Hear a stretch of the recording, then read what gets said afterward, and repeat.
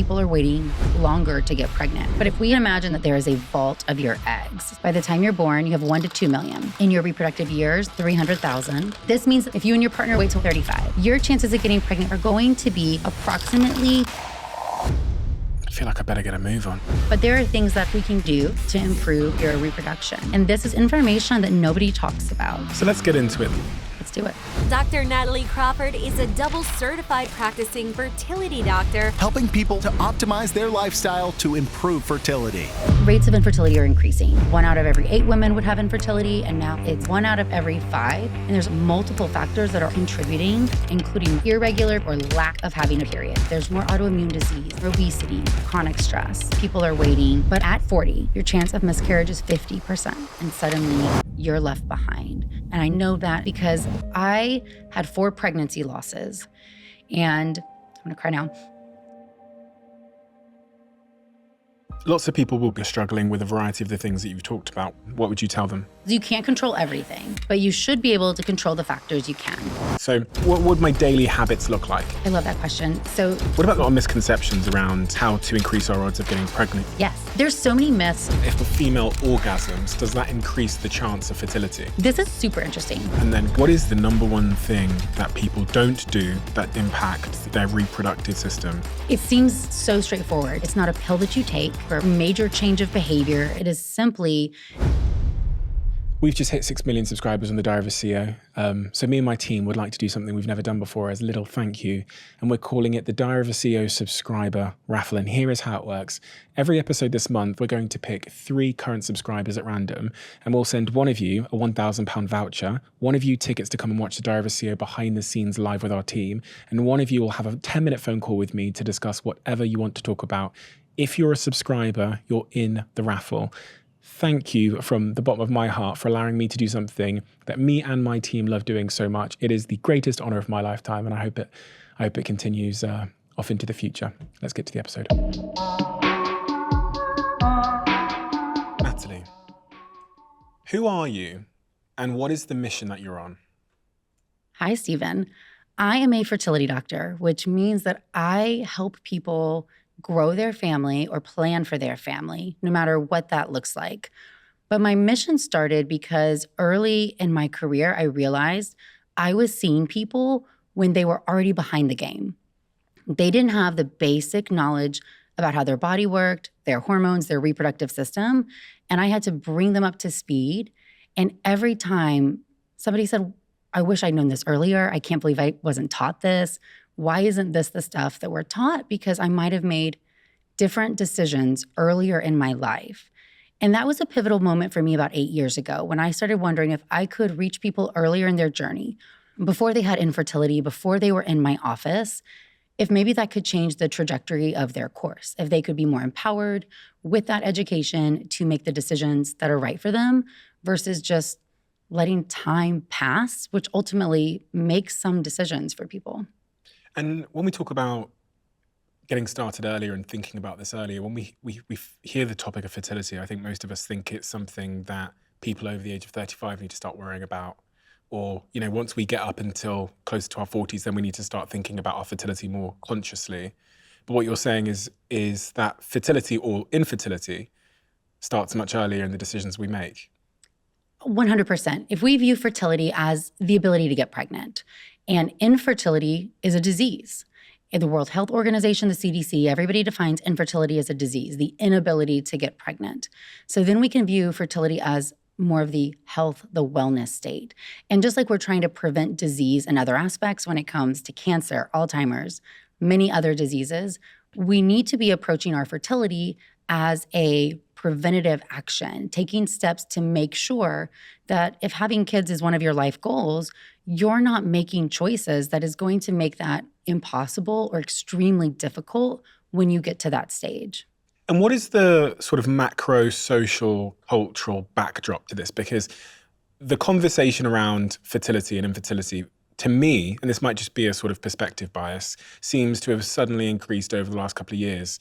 And I don't know whether that's because I'm in that age range now where my friends are having the conversations, or that I think socially we're starting to think more about it, because there is some pretty alarming data that's emerged around people struggling more than ever to conceive children because there's like social factors at play. Exactly. What is that social backdrop? So it's very interesting when you try to put the whole picture together. One, because we are more aware of fertility. We have social media. People are sharing their stories. 20 years ago, you didn't know somebody might have infertility or be struggling. Similarly, there was less access to reproductive technology. Things like egg freezing didn't exist. You couldn't do IVF unless you traveled to a city that had a big enough program. And so when there were limited ways to treat something, there was less access to get into care to even be evaluated. So one, we do have people more aware about their fertility, getting diagnosed earlier and easier, finding out problems sooner. And some of that is, well, I think all of that's wonderful. Socially, yes, rates of infertility are increasing. We used to say 1 out of every 8 women would have infertility. And now in the US, it's 1 out of every 5 who's just trying to conceive for the first time will have infertility. So that's a huge increase. It stays even when you confound studies for age. So the number one thing everybody says is, well, people are waiting longer to get pregnant, which is absolutely true. I think only 5% of people started their family over age 30 back in the 70s, and now it's 25 to 30%. So we see a huge increase in the number of people who are waiting to start their family. I did. You are, especially as women are being empowered to chase other dreams, go to professional school. They're delaying entry into childbearing.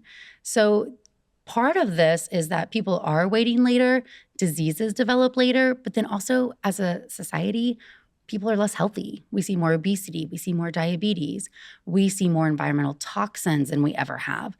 So I really think this is something where there are multiple factors that are all contributing to this alarming rise of infertility that we're seeing. And are we having less sex than we used to?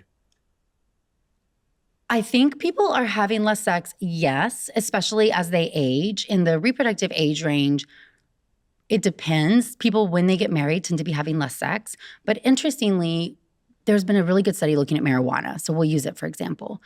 People who smoke marijuana tend to get pregnant less, even though they're having more sex than people who don't. So when you say this group's not smoking marijuana and they're getting pregnant even though they're having less sex than this other group, it's showing us that it's not just timing or not having intercourse. There really are other factors at play that are very socially acceptable that are influencing the ability to get pregnant. I was reading through some research earlier about fertility and the sort of global trends, and I read this one stat that said the global fertility rate has decreased from 4.84 live births per woman in 1950 to 2.23 in 2021. And it is expected to drop to 1.59 births per woman by 2100, which means that there's clearly a trajectory. I mean, if this is true, then there's a trajectory to having south. less kids. Yeah. In the US, it's 1.3 is the average right now for Really? a single woman. Or one person will have, on average, 1.3 children. That's very alarming when you start thinking about, is that number just people are waiting? Or what about all the people who just can't get pregnant? And I see those people in my office over and over and over again that are not able to get pregnant, even if they're starting young. So I think that we really have 2 factors going into that statistic you saw. When it comes to sperm, a study came out last year looking at sperm counts, and they've decreased 50% in 50 years. What's most alarming about the sperm count decrease in men is that in the past 10 years, it's decreased at double the rate that it did the 40 years prior. So when we start looking at more recently, the rate of decline is accelerating, and that's got to be the world around us. And you, in 2020, founded the Fora Fertility Clinic, which is based over in Austin. How many couples, women, people have you seen since you've opened that clinic? And what is the typical sort of case study of why someone will come to you in that clinic? What are they searching for? What are they struggling with? I love that question. So yes, I started Fora in 2020 with my partner, Amanda Skiller, and she and I have been practicing for quite a while at this time and realized that there wasn't an approach, at least in Austin, for personalized care. Because of that, probably the number one type of patient that we see is coming in who's already had lack of success somewhere else, meaning went to a clinic, has been trying, the average patient is going to be over age 36, has been trying for 1 to 2 years, learned about their cycles, tracking their cycles, relatively normal evaluation, trying to do IVF, and now is not getting the result they wanted. What I find the hardest thing for people is the isolation. You're suddenly being left behind in your friend and your peer group when you're trying to have a child and those in your world have succeeded, and suddenly you're left behind. And the stress and the isolation that causes really makes the entire process so much harder than many other medical diagnoses that somebody might get. Can you give me some more color on how that feels? Because you know how that feels. I do know how that feels. So I had 4 pregnancy losses before I have my 2 children. And this was a long time ago, and I was in the middle of training. So I was a resident and a fellow. Definitely was not taking care of myself very well because that was the lifestyle of a doctor in training. And I didn't tell anybody I was pregnant minus my husband for the first 3 pregnancies because people weren't sharing about their pregnancies. I had this idea, I need to wait till I'm in the safe zone, I'm out of that first trimester. And so when I started losing those pregnancies, nobody knew I was pregnant. So it was so hard to come and tell somebody that I was losing the pregnancy when I hadn't even opened that door to trust them with the first piece of information. It was very hard to come in with that subsequent request for support or help. And I just felt like that wasn't what people were sharing or talking about. My 4th pregnancy loss was an ectopic pregnancy, which is a tubal pregnancy. So this is a pregnancy that implants in the fallopian tube instead of in the uterus. Those pregnancies cannot grow. The fallopian tube doesn't have the blood supply to support a placenta. And the fallopian tube can rupture, and it can become a surgical emergency and be very scary. That was diagnosed for me when my husband was off in a bachelor trip in Las Vegas, and I had to receive a medication in order to try to stop the pregnancy from growing, but there was still a risk of the tube rupturing. And I was forced to call friends, have somebody come with me, be with me, and sharing it. There was so much support given that I realized that was such a mistake of mine. Not that you need to post every pregnancy announcement on the internet or tell everybody at your job, but there are people in your life who want to support you, and they can't show up if you don't let them know what's going on. And that's one of the things that I tell my patients is that give the people in your world the opportunity to show up for you. Tell the people who are asking, who you turn to in other times of crisis, tell them that you're struggling with this. Let them show up and support you, because most of the time people will. They care about you, and that is going to lessen the burden, because that isolating piece, the doubt and the fear, especially if you're a goal-oriented person, I have set so many goals, and I'm going to do this, and here's my path to do it. So to feel like I was failing at becoming a mother when I didn't fail at anything, and now my body was failing me, felt so shameful, so much guilt. And I had nobody to share that with or to help alleviate that burden from me.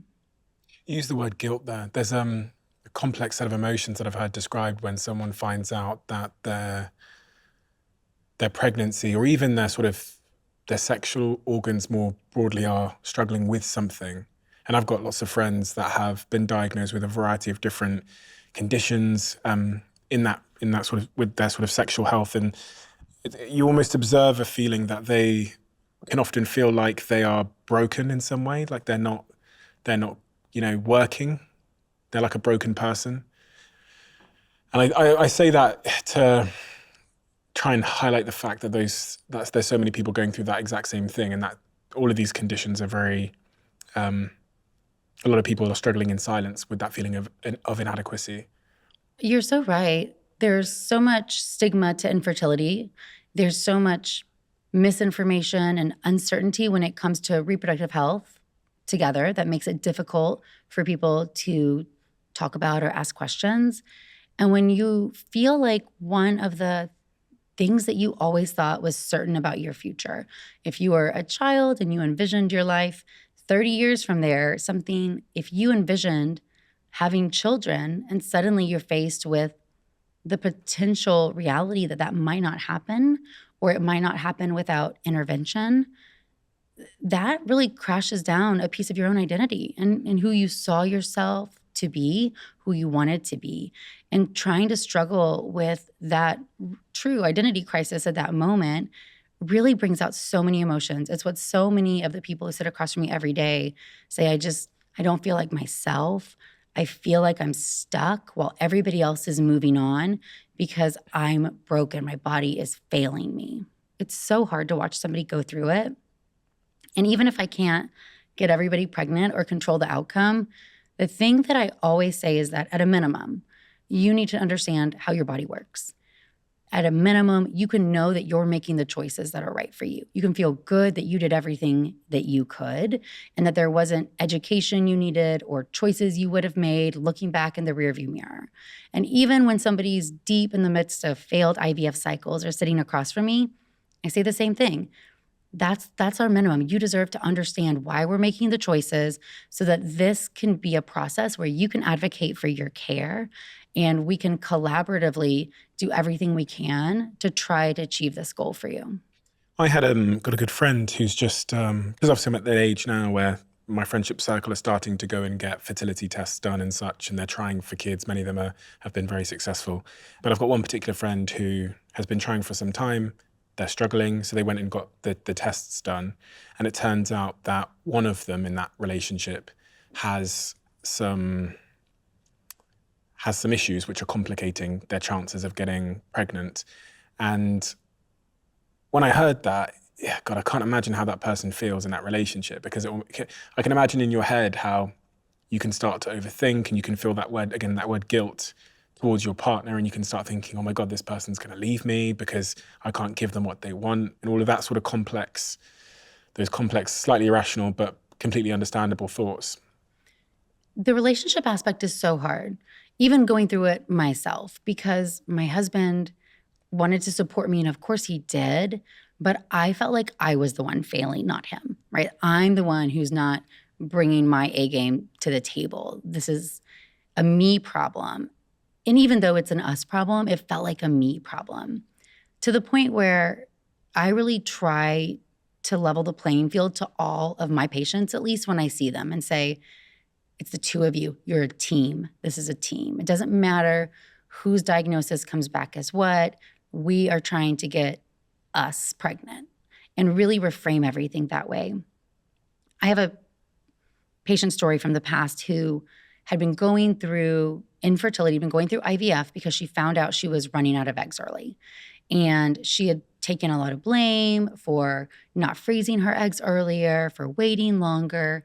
And going through IVF, her husband, turns out his sperm wasn't functioning the way that it should. And we didn't know that until you fertilize the eggs with it and really see how embryos grow in the lab.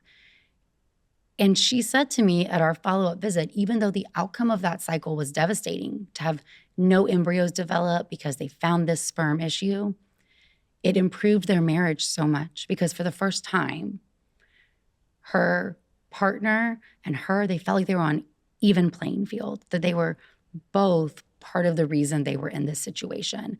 And whether it was imposed by him or not, she had carried that guilt, that shame, that broken feeling alone, like it was just her. So let's get into it then. Let's do it. Let's talk about fertility. Where do we need to start? I was going to assume where I need to start here, but I'm an absolute muggle and idiot as it relates to fertility and female and male reproductive health. So where do we start if we want to understand fertility? I always like to start with the ovary and understanding the difference in eggs and sperm. So we'll do sperm first, then we'll do eggs. Okay. Do you know how many sperm you make in a day? Do I know? How about how many you make in a second? No, I have no idea.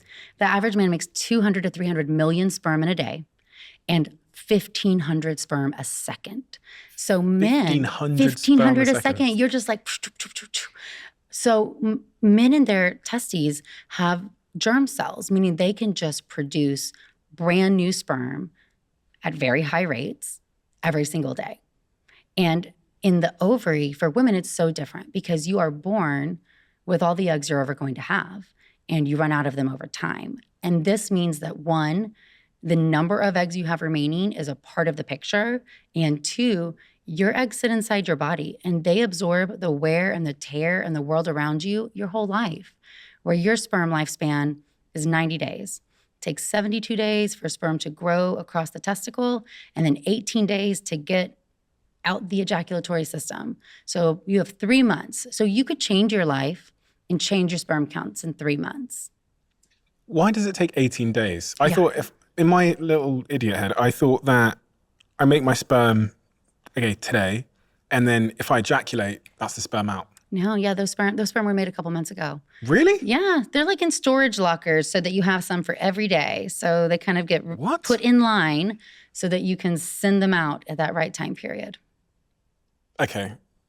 So, but if you ejaculate multiple times, eventually you can't keep producing more. But so let's imagine that you have lockers, and we'll just pretend that there's 200 million sperm in each one. Okay. If you ejaculate every single day, you're ejaculating 200 million sperm each time.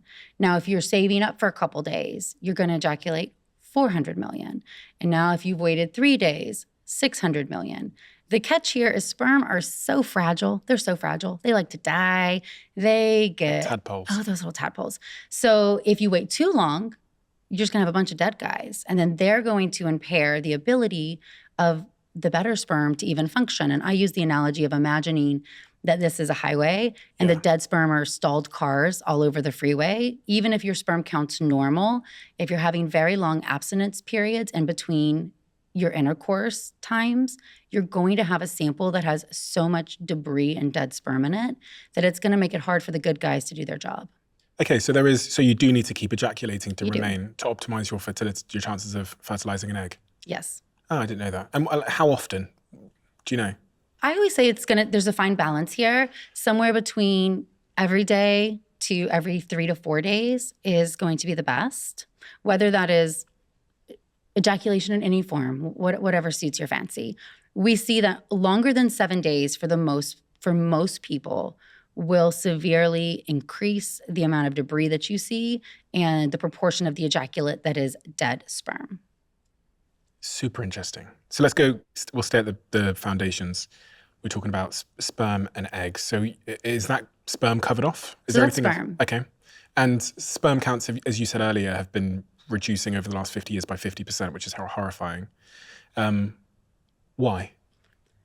Is there something in particular in our environment that's causing that? It's all the things. And some of them are changeable and some of them are not. So we have to view the world as it is.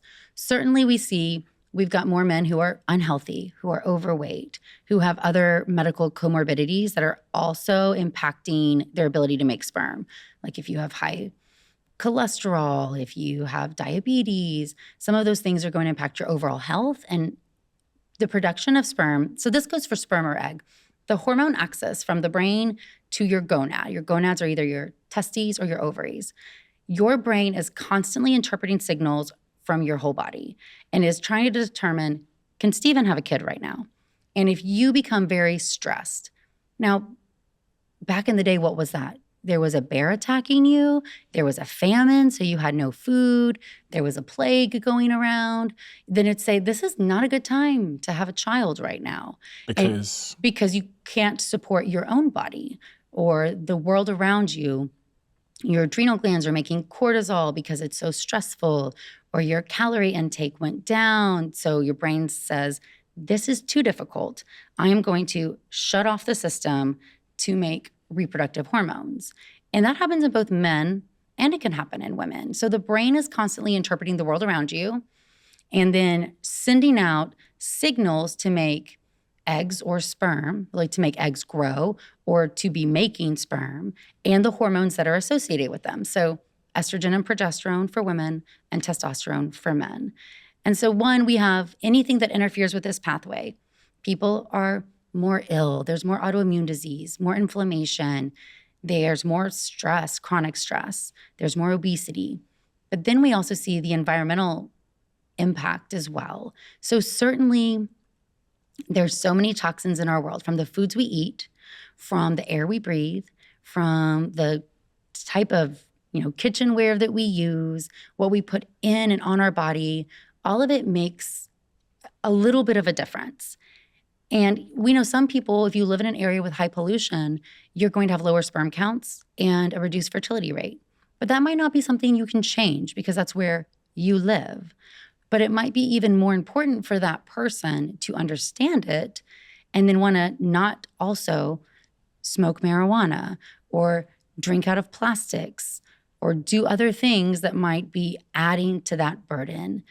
So smoking marijuana and smoking cigarettes are no-nos if I want. Absolute no-nos. So I think cigarettes, most people are pretty aware cigarettes are pretty bad for your health. If we talk about reproductive health in general, cigarette smoking for women and your eggs are going to decrease your egg count, your egg quality, and the rate of miscarriage. Significantly. For men, what we see is it decreases your sperm count, your sperm motility, and the quality, the shape of the sperm, also increasing miscarriage. Marijuana does this as well. If you smoke marijuana, even if your partner does not and is never around you when you're using it, she has a higher chance of a miscarriage just because you're smoking marijuana. How? Because of DNA damage inside the sperm's head. Okay. I'm giving her bad sperm. You're giving out bad sperm. What about vaping? We don't know as much about vaping, but it appears in all the preliminary studies to be similarly very bad. That what is in what you're breathing with vaping might even be more harmful than cigarettes, potentially. What about phones and laptops? Oh, I love this one. Okay, so that's a great question, and people ask about it. Two ways to look at it. There was a study that was published last year that actually looked at this, and we'll talk about just having your phone, using your phone, and then location of the phone. In the study, what they looked at is phone usage from 2005 to 2018. So we have to remember in 2005, phones were different. It wasn't quite the same, but they had a much higher radiation emitted from them. So modern phones actually emit much less radiation. So even though we keep them on our person, they're ultimately safer than what we saw as origin phones from 2005 to 2010. In this study that they looked at, the number of times that you used your phone, which is wild to us because we use our phone constantly now, but the number of times you used your phone, the more you used it, the less sperm you made. Okay. However, that was most impactful for the early generation phones from 2005 to 2010. So when they stratified and looked at some of the phones we have now, we're not seeing that same impact. And I think that is because there's less radiation, and also everybody uses their phone more than 20 times per day, right? You're using it all the time. Location didn't matter. There was no difference of location, whether you kept your phone in your pocket, your back pocket, the counter, off your body, there was no difference. So I think that helps us understand some of the radiation aspect of the phone and if that is impacting sperm. Heat of the testicle is, of course, something very, very different. I do think you talked to Rena about this. So when it comes to the testicles, they live outside your body for a reason. We know that men who have an undescended testicle, even if it's surgically removed. Sorry, what's an undescended testicle? You can be born with one of your testicles in your abdomen instead of in your scrotum. Okay. And that's usually surgically corrected before the age of 1. Because if it stays internally, the heat of the body is too hot and it destroys the cells, the inability to make sperm, inability to make testosterone. So the testicle is outside the body in the scrotum so that it can be kept at a lower body temperature. We know that things that increase the temperature of the scrotum do impact sperm production and testosterone production. Testosterone and sperm are made together. So one thing is going to influence one, it will influence the other. This is sauna use every day, hot tub use every day, laptop in your lap. If you are putting your phone exactly by your scrotum every single day, then it might be having an impact if it's heating up and it's the heat that's causing the problem, not the radiation that's being emitted from it. So we always are asking, if I see somebody for infertility, I'm going through any behaviors that are significantly increasing the temperature of the scrotum to see if that is a modifiable factor. What about hot baths? If we're having lots of hot baths? If it's daily and you sit in there for more than 15 minutes, then I would cut that down to not be daily. I see this a lot in Austin from people who love to cycle. So they're on a bike, they're outside, they want to go ride for 2 to 3 hours at a time, numerous times a week. That's a lot of heat contained right to the scrotum area. And we often see significantly lower sperm counts in men who cycle at that intense level. Interesting, right? Very interesting. What about TRT? You talked about the correlation there and the relationship between sperm and testosterone levels. If men start taking TRT, which is hormone replacement therapies, testosterone replacement therapy, does that impact the quality of my sperm and my chances of fertility? Stephen, at least one time per week, I will see a couple who comes into my office who has been trying to get pregnant, and the male partner went to a hormone clinic, a Men's Health, and he was put on TRT for libido or fatigue or something. And essentially, that is male birth control, because taking testosterone yourself is telling your brain that there is testosterone present, because naturally, testosterone is made as sperm is made. If your brain thinks there's a lot of testosterone, it says, hey, we don't need to make much more. We're doing really good. So the hormones from your brain stop being sent out and no longer tell your testicle to make any more testosterone or any more sperm. So TRT use makes men azoospermic, meaning having no sperm in the ejaculate. You still have an ejaculate. It looks the same to you. But when we go look at it under the microscope, there's no sperm in it. Sometimes that is irreversible. The longer you've taken TRT for, there's a chance that I might not be able to get sperm to return to your ejaculate. It might be permanent. Let's talk about eggs. Let's talk about eggs. You have this wonderful example where I guess it's a bit of an analogy called the vault. Yes. I've got some marbles over here in a jar, which I thought would help us to visualize this idea of a vault. So I've put about, I don't know, it looks like there's about, how many marbles do you reckon are in there? If you get it right, you win the whole lot. 200 marbles. 200. I'm going to say, we'll count after. Well, now you're counting. That's different than guessing. No. I'm not. Just go on. Have a guess at how many marbles are in there. We'll count after. We'll see who's right. Okay, I said 200. Okay. Anyone in the comment section below, also you guys can also guess. Don't cheat. Don't skip to the end. I think there's about. He is counting. That is not called guessing. I can't count them all, can I? Because I can't see them all 7 times. Nobody else can see them all and count them. 140. Okay. This is the analogy. I'm going to pass them over to you. I'd love you to use this as a visual aid to explain to me this idea of the vault as a way to understand how many eggs women have and how that changes over the course of our lives. Love it. All right. So I like to think about the ovary as inside your ovary, if we can imagine that there is a vault of your eggs. So that is what this jar is representing. So again, in contrast, in men, testes are making brand new sperm every single day. In women, when you are a 5-month baby inside your mother's womb, you have the most eggs you're ever going to have. You have 6 to 7 million eggs. By the time you're born, you have 1 to 2 million. By the time you start puberty, you have 500,000. Your reproductive years, you're going to start with about 300,000. And by the time you go into menopause, you'll have less than 1,000 left. So you still have a few eggs left. Women only ovulate about 400 to 500 eggs over the course of their lifetime. So if you're born with 1 to 2 million and you only ovulate 400 to 500, that seems like confusing math. So the way that I think about it is that every single month, you are losing eggs from this vault. And what is happening is that the eggs are coming out in proportion to how many are inside. So when the vault is more full, more eggs come out that month.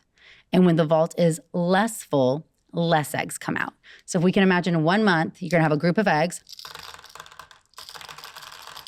all come out of the vault. And so if this is our ovary, what we would imagine is that the vault sent out all of these small eggs, and each egg grows inside a follicle. The brain is going to send out follicle-stimulating hormone once you start puberty. So before puberty, all of these eggs are just going to die after that month is over. But once you've started puberty, FSH, so follicle-stimulating hormone from the brain, will come and stimulate one of these eggs. Why only one? Because humans are not meant to have litters. You can only carry one child at a time in our uterus. So this is the protective mechanism by which humans don't have multiple children most of the time. So each egg grows inside what we call a small follicle. So the brain sends out follicle-stimulating hormone. This is one of the rare times where in medicine, hormones are named for what they do in women, not men, because you have FSH and LH too. FSH controls the production of sperm for you, and LH the production of testosterone. But for women, FSH controls the stimulation of one follicle. So this follicle will grow and this one will ovulate and the rest of them will die. So that's one of the 400 that I'm gonna lose. These just go away. I wanna make sure I understand this. So in the jar is the vault that's inside the woman. Yep. At every month? This is what's available this month. Okay, she produces quite a few. When you're younger, yeah, because there's more in my jar. Proportionately, there's like 20 Proportionally. Okay, there's 20 or 30 in there proportionally to a jar that has 200. These numbers aren't obviously ratioed, and then one of them is basically selected. To ovulate. At random. At random. So it's one of the great mysteries. If we could control which one, because it doesn't have any more likelihood to be genetically normal or good just because it responds. So what is interesting when we think about this vault is, as we said, when we have less eggs, less are coming out every month. So you're going to start to dump out less eggs. And the jar gets emptier. What age was I then and what age am I now? So we can say that you were 30 at one point and now we're starting to get to about age 34 at this point. Okay. What starts to happen just for numbers? So at age 30, you're going to have about 20 eggs come out of the vault every month. One egg will ovulate, 19 will die. Next month, another group. Okay. When you get to about 35, you're going to have about 14 to 15. So still pretty close. When you get to 40, it'll be about 8 to 10 per month. 44, closer to 3 to 4 per month. So you start to see that after age 37 specifically, a more rapid decline in how many eggs are remaining, therefore less are coming out every month. This idea is really important for two reasons. One is that all women run out of eggs. When you run out of eggs, you're an ovarian failure, also known as menopause. Average age of menopause is 51 to 52. I've seen somebody have menopause at age 13. So I've seen primary amenorrhea where somebody was born with ovaries that never made follicles. I've had women who had their periods and then they ran out of eggs in their 20s. So some people are on different pathways. Now, maybe they were born with less. Maybe something happened to them along the way to make them run out of them faster. So certain things can get in the vault and impact our ultimate egg count. So as we already said, smoking cigarettes, marijuana use, endometriosis, which we haven't touched on quite yet, but we will, chemotherapy, environmental toxins. So certain things can get in here and make us run out of eggs faster. What's also important to understand is that the eggs that are out in 1 month are all the eggs we have to work with. So when we start talking about egg freezing or IVF, I can only get the eggs that have been sent out of the vault in that month to grow. I cannot tap into the vault. And this is why if you've had friends go through IVF or egg freezing and it sounds random, somebody got 6 eggs and somebody had 24, somebody had to do multiple cycles or months. Sometimes in order to help somebody get enough eggs to have a normal embryo, what we have to do is multiple months. So the 10 eggs that are available this month, I'm going to get them all to grow, not just the one you are normally going to ovulate. Take those eggs out of the body. And then next month when your body gives me another group of 10, I'm going to get them all to grow again and take those eggs out of the body. That is ovarian stimulation for either egg freezing or IVF, trying to say, hey, in this month, I don't want to let any of these eggs die because I need more of them to get the job done, or we're running out of time and I'm trying to expedite your opportunity for conception. So women have this decline in the total number of eggs you're going to have. When you're 37, I think the number is that you have close to 20,000 eggs remaining. So what a huge drop from when you started puberty at 500,000. So it's just going down so fast every single month. What is also happening is that because this vault's inside our body, when you smoke the cigarettes, when you eat processed foods, when you get sick, if you have chronic inflammation, you're losing some, but the ones that are here at the bottom, they've been here the whole time. And so in addition to number of eggs, we have to talk about the quality of the eggs, because these eggs down here at the bottom, once you get older, they've been sitting here a long time. And that means that their chromosomes inside of them are much more likely to be abnormal than normal. And that's really the rate limiting step in people getting pregnant when they're older. Not that my vault is more empty, not that I'm sending out less per month, but that the ones that have been sitting here longer. And they aren't as good. I use the analogy for the chromosomes. So if we imagine your eggs hold your chromosomes in perfect position so that they're ready to then go be fertilized by sperm. It is like having kindergartners stand in a line for 40 years. Somebody can get out of line. Mm-hmm. And when that happens, that increases the rate of genetic abnormalities. And most of those do not fertilize, do not implant, or miscarry. At age 40, if you see a positive pregnancy test, your chance of miscarriage is 50%. Because they've been sitting here. Even if you're very healthy, just time and normal life impacts things. But there's choices you make that cause them to degrade faster. And there's things that you do that might be protective. And that is something that we don't ever talk about. When you're 35, your chance of miscarriage is 25%.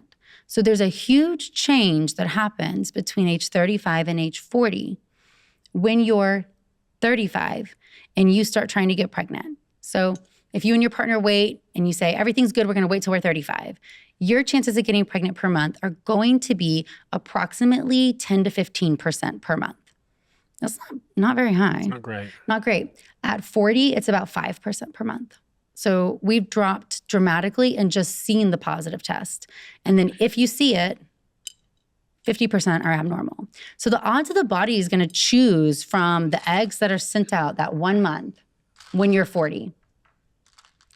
The odds that your body is gonna choose one of the 2 eggs that is genetically normal, because 6 of them are abnormal, it's not very probable. So most months, your body's ovulating one that's not going to have the potential to become a live-born baby. I feel like I better get a move on, Jesus Christ.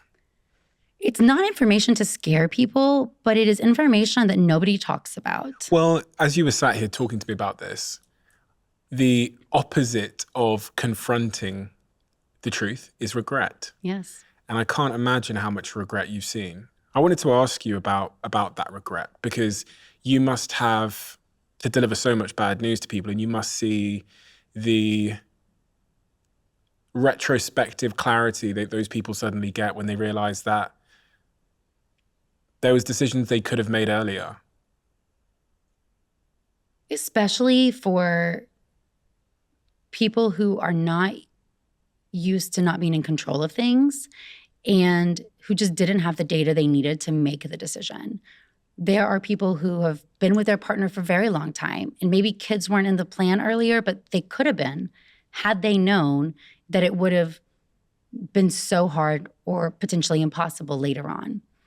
One thing that I think is important to discuss here when it comes to regret is testing female fertility, because there is a marker of how many eggs do you have. We call this your ovarian reserve. How many eggs are left in the vault? And one way you can test this is with a blood test called AMH, or anti-Mullerian hormone. And the other way is to do an ultrasound and see how many eggs are outside the vault at that month. So both of these are actually quite important when you're thinking about how many eggs somebody has. That number does not impact you getting pregnant in 1 month. And I think that that's important, because if you have, well, you have a whole group. You could have a whole group of eggs, or you could have less. How many eggs is your body ovulating in each group? So this person, because it's crazy. This person who has more is ovulating 1. Mm-hmm. This person who has left is ovulating 1. So if I have 2 people who are the same age and they have different ovarian reserves, meaning they have a different number of eggs left in their vault, they're going to send out a different number of eggs each month. How many eggs are they ovulating each month? 1. 1, yes. Look at me learning. Look at you. So they're each going to ovulate 1 egg. So what are their chances of getting pregnant? The same. The same. So having a lower egg count does not impact your monthly chance of getting pregnant. That's determined by age, by the proportion of these eggs that are normal or abnormal. However, if you have fewer eggs, there's fewer that I can get to grow with IVF, and you have overall less of an opportunity to grow your family. This is important because a lot of societies will tell people not to check somebody's ovarian reserve. And this blows my mind. I have a really hard time with this because they say if it doesn't impact your monthly chance of pregnancy, having a low ovarian reserve is only going to cause undue stress. So the American College of OBGYN recommends not checking an AMH level in women who are not trying to get pregnant and who are not having infertility. I completely disagree with this because you can't make decisions on data you don't know. And if you know you're running out of eggs faster, you very well might make different decisions. You might freeze your eggs. You might try to get pregnant sooner. You might try to just be healthier if you are doing behaviors that you know are decreasing your egg count. You might stop smoking pot. But if you're never giving that opportunity, you're going to live in the regret category where when you find that out later, I wish I'd known this earlier. I wish I'd been able to make a choice when I had the opportunity and I had the eggs remaining. And so by not testing, by not knowing, we are hurting more women. And I always tell my OBGYN friends, this conversation should be hand in hand with, Stephen, are y'all trying to get pregnant? Yes or no? No. What birth control might you want? Let's talk about it. Oh, should we check your ovarian reserve to make sure that your time is okay? Again, having a good egg count doesn't mean you're going to get pregnant. Your chance is the same. However, it means you have more opportunity of time to try to grow that family and ultimately a greater chance of success when it comes to IVF or egg freezing, because the factors that determine success are how many eggs you have and how many are normal. A lot of people do ask that question. They ask, they'll say things like, well, my parents didn't have to worry about this, or my grandparents didn't have to worry about getting checked and seeing how big my ovarian reserve is. So, why do we have to all start doing that now? We know a lot more now. And I think the honest answer here is that one way to look at this is that when I was your age, egg freezing didn't exist. So I could not have frozen my eggs in my early 30s had I wanted to. Meaning, would you check it if you really can't offer somebody things to intervene or a way to make a change? However, now we know factors that impact how many eggs you have, and we have the ability to freeze eggs with very high success rates now. It's accessible in almost all fertility clinics with really great egg survival. So this poses the question of, should you know earlier? We also have generations where people are curious and they see things online. They're not afraid of scary health information. Instead, younger generations want to understand their bodies, and I love that. But there's so much misinformation online too that it's really saying that this is personal. We can talk about eggs in a vault every single day, but until somebody comes in to my office or somebody else's office to get their own evaluation done, they're not going to have the true data they need to make that decision. But I think it's great that we're approaching fertility as a health marker, trying to look for signs earlier that things might be wrong, especially given the opportunity to try to intervene. If you find out your sperm count's lower, we might be able to try interventions for 3 to 6 months and see if we can get a new group of sperm that potentially has fixed that problem. So say I'm starting out in life with a full ovarian reserve, or say, here's my ovarian reserve at, say, 20 years old.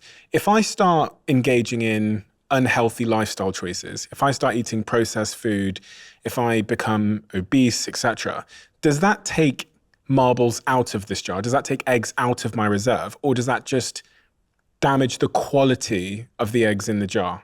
Both. Both, okay. So it pulls them out and it makes them less effective? The way I think about it is not that it's pulling them out, giving them an opportunity, but essentially, let's imagine it's getting, you smoke cigarettes. The cigarette smoke is getting inside the vault. It is damaging the DNA and some of your eggs, but it's also just killing some of them inside the vault themselves. Okay. So that you are running out inside the vault. Ultimately, people who smoke cigarettes go into menopause years earlier than the average age. Really? Because they have had a destruction of the eggs inside their vault. If I wanted to make sure that my ovarian reserve was 10 out of 10, if I was to live a perfect life in terms of what my ovarian reserve needs to be healthy, how would I live? What would my daily habits look like? That's a great question. I love it. So what can you try to do? Because you can't control everything, but you should be able to control the factors you can. So number one, we're going to say avoid toxic behaviors. So toxic behaviors, that's going to be your cigarettes, your marijuana, cocaine. You're going to not have any alcohol. Definitely alcohol, especially in proportion, is showing an increased risk of damage. So a drink here or there, like that's not studied as well, but we know moderate to high drinking levels is associated with reduced egg quality. What's moderate to high? Usually considered 4 drinks a week. 4 drinks a week. So if I have 4 glasses of champagne a week. Yep.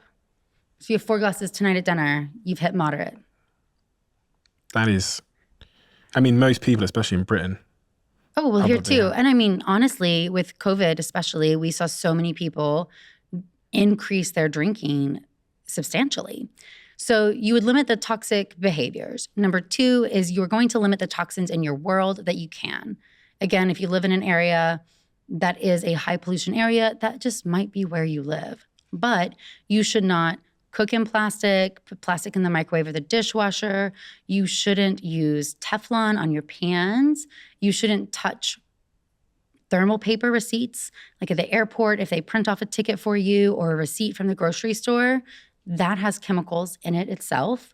Takeout food. So when you order your takeout food and it comes to you and it sits in the containers that it comes in, if you're not eating it right away, or even when you do eat it, you should take it out of that container and put it in something else.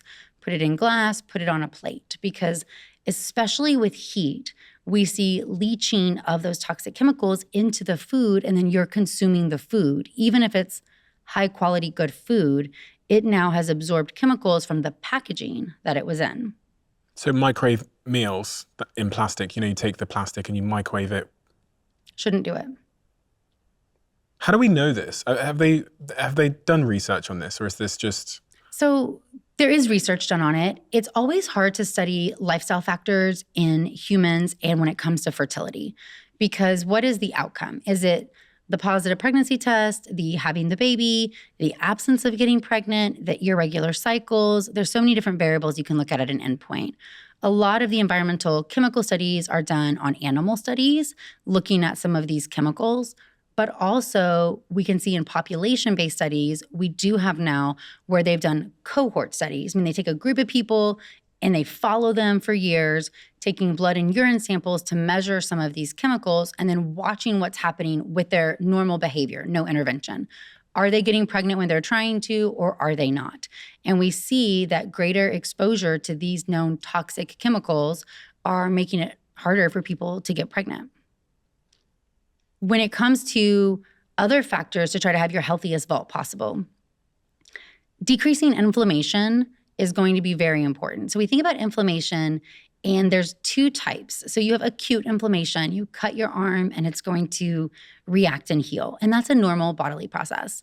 But then you have chronic inflammation, where your body is constantly spending its energy fighting that inflammatory state, and that inflammation markers, the prostaglandins, the factors in your body that get really high, that's actually pretty toxic to our quality as well.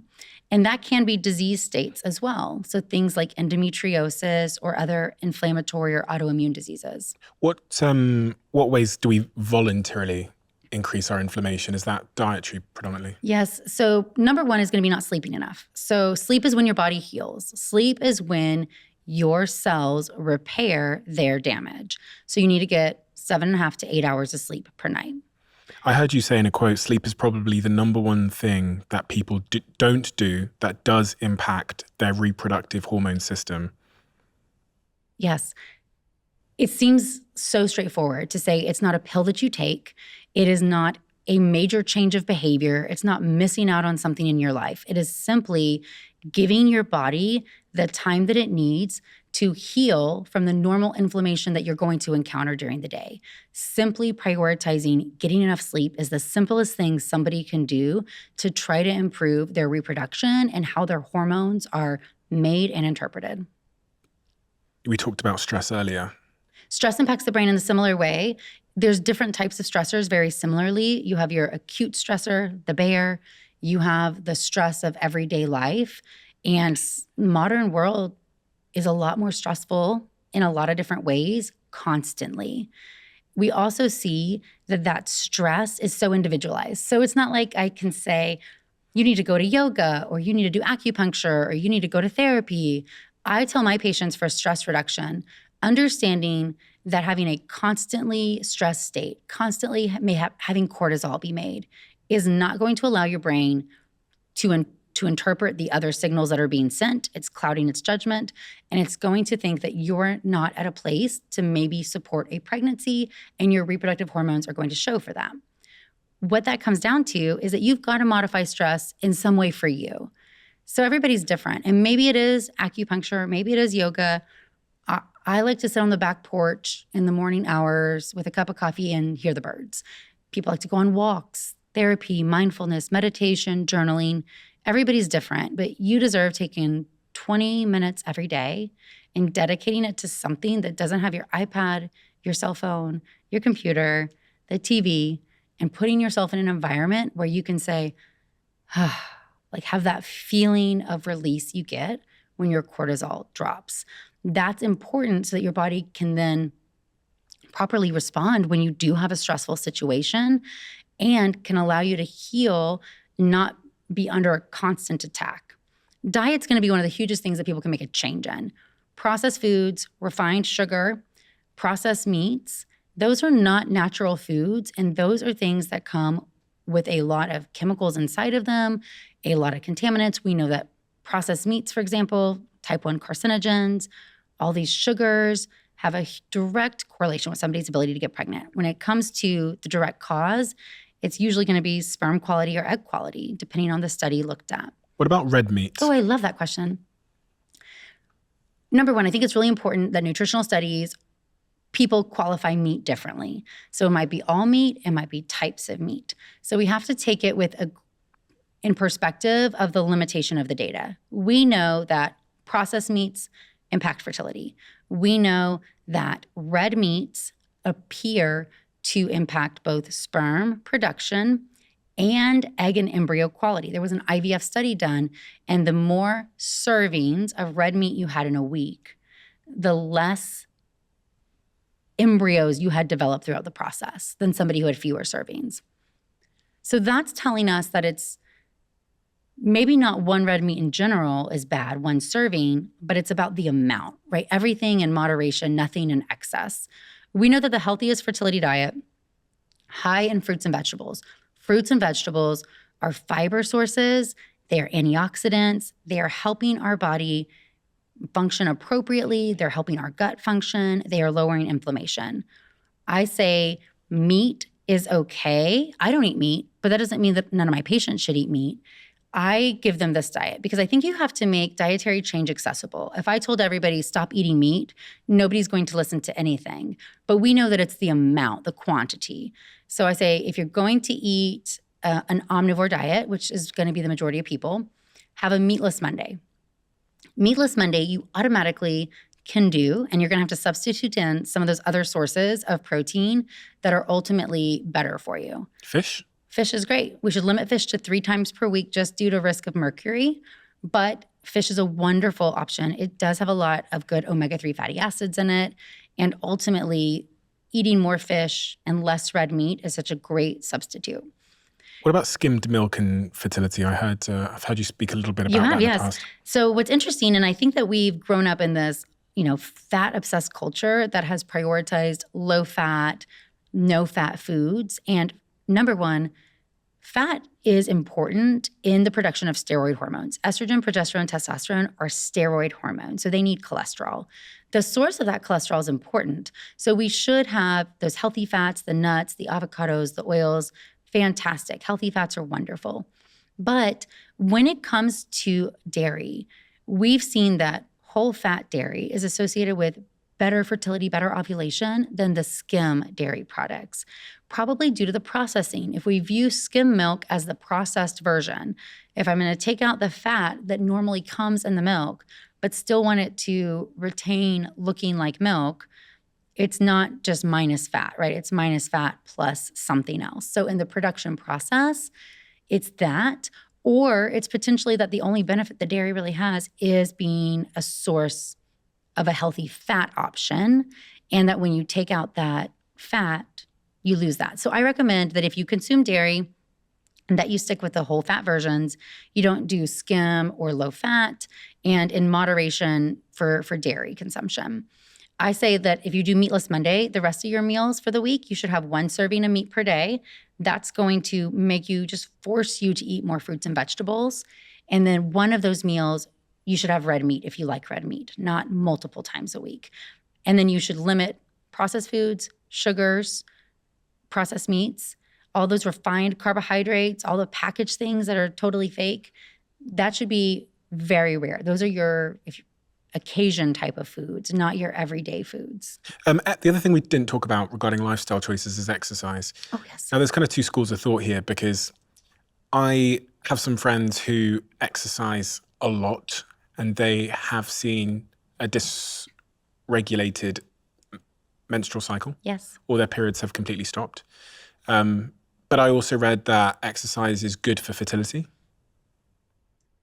This is a great opportunity to just think about how the ovaries work. Like we've talked about having your eggs, but if we think about in a given month, you have that group of eggs that comes out of the vault. Each egg's in the follicle.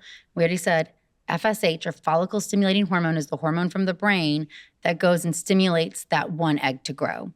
As that egg grows, the follicle's growing and making estrogen. That process takes approximately 2 weeks in the majority of women. And when your estrogen level gets high enough, it tells the brain you have a mature egg. Your brain doesn't know what's happening in your ovary. It can't see. I always say it's like having your best friend who doesn't go on Instagram. They have no idea what's happening in your life unless you tell them. So the only way that the ovary communicates with the brain is actually through the production of hormones. So as that one follicle is starting to grow, it is making estrogen, and that estrogen is then telling our brain, we have a follicle growing.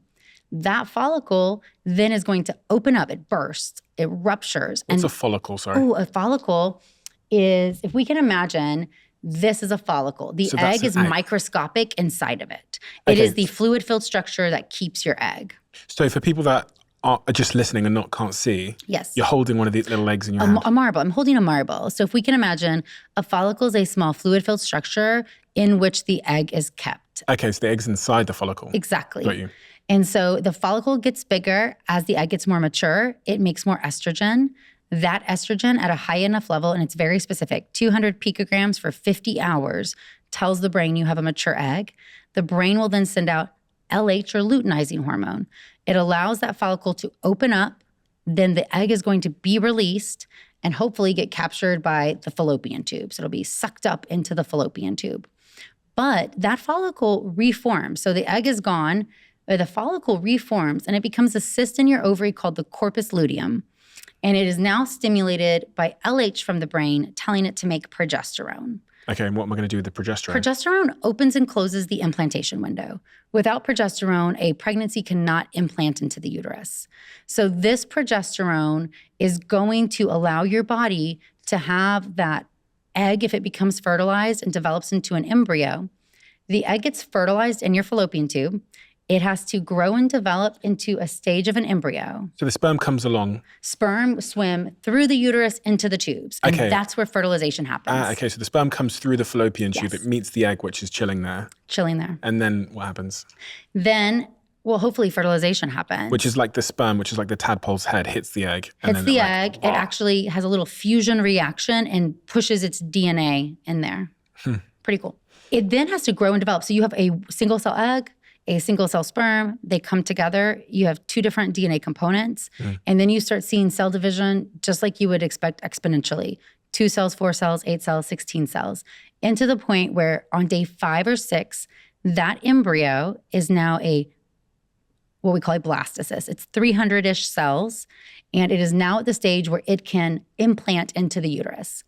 What is so interesting is that most of your eggs are never going to fertilize. They're not going to grow appropriately. They're not going to get into that uterus. But what's so important is that if an egg is coming in or the embryo is coming in and there's not just the right amount of progesterone, it cannot implant. That's really important because that's the mechanism behind a lot of birth control. But when you think about progesterone starts being made from this corpus luteum perfectly timed after you ovulate to open and close that implantation window so that when the embryo gets there, it's ready. And if the embryo doesn't implant, hangs out too long, it's going to close. The corpus luteum only lasts for 2 weeks if it is not supported by a pregnancy, meaning if we pretend this month you don't get pregnant, you're just having natural periods, then the corpus luteum, after 2 weeks, it dies. Your progesterone levels are going to drop, and that's the signal to your uterus to shed the lining in preparation for the new group of eggs. That's your body saying, we did not get pregnant this month, let's try again. When a pregnancy implants, that embryo makes a hormone called HCG, which is what we check on a pregnancy test. And HCG can stimulate the corpus luteum to keep making progesterone. And that is what allows you to sustain an early pregnancy until there's a placenta. The point of thinking about that, which there's a lot to go into about optimizing intercourse and trying to get pregnant, is that things that disrupt the brain's interpretation of estrogen is going to impact your ability to sense ovulation or to ovulate and going to lead to menstrual irregularities or absent periods, like you mentioned in some of your friends who exercise maybe more frequently. So on one end of the spectrum, if you are intensely exercising, you're training for the Olympics, you're an elite athlete, your body is going to stop sending out FSH and LH altogether. It is going to say that the calories you're receiving to the energy you're expending do not match up, and you cannot support being pregnant with another human. So it is going to stop the production of FSH and LH, and you're not going to ovulate. You're probably fine because you're training for the Olympics and you don't want to be pregnant right now. This also happens, though, with eating disorders, anorexia, for example. We can see that, I will say, when the brain is turned off, when your brain has decided that you can't be pregnant right now, it takes years of being in recovery for it to turn back on. It has to be convinced for years that the system is going to be intact again. And the part of the brain that controls if FSH and LH are released from the pituitary is called the hypothalamus. So we call this hypothalamic dysfunction. I like to think about the hypothalamus as the, airport control station. They're watching the planes come in and sending out other signals.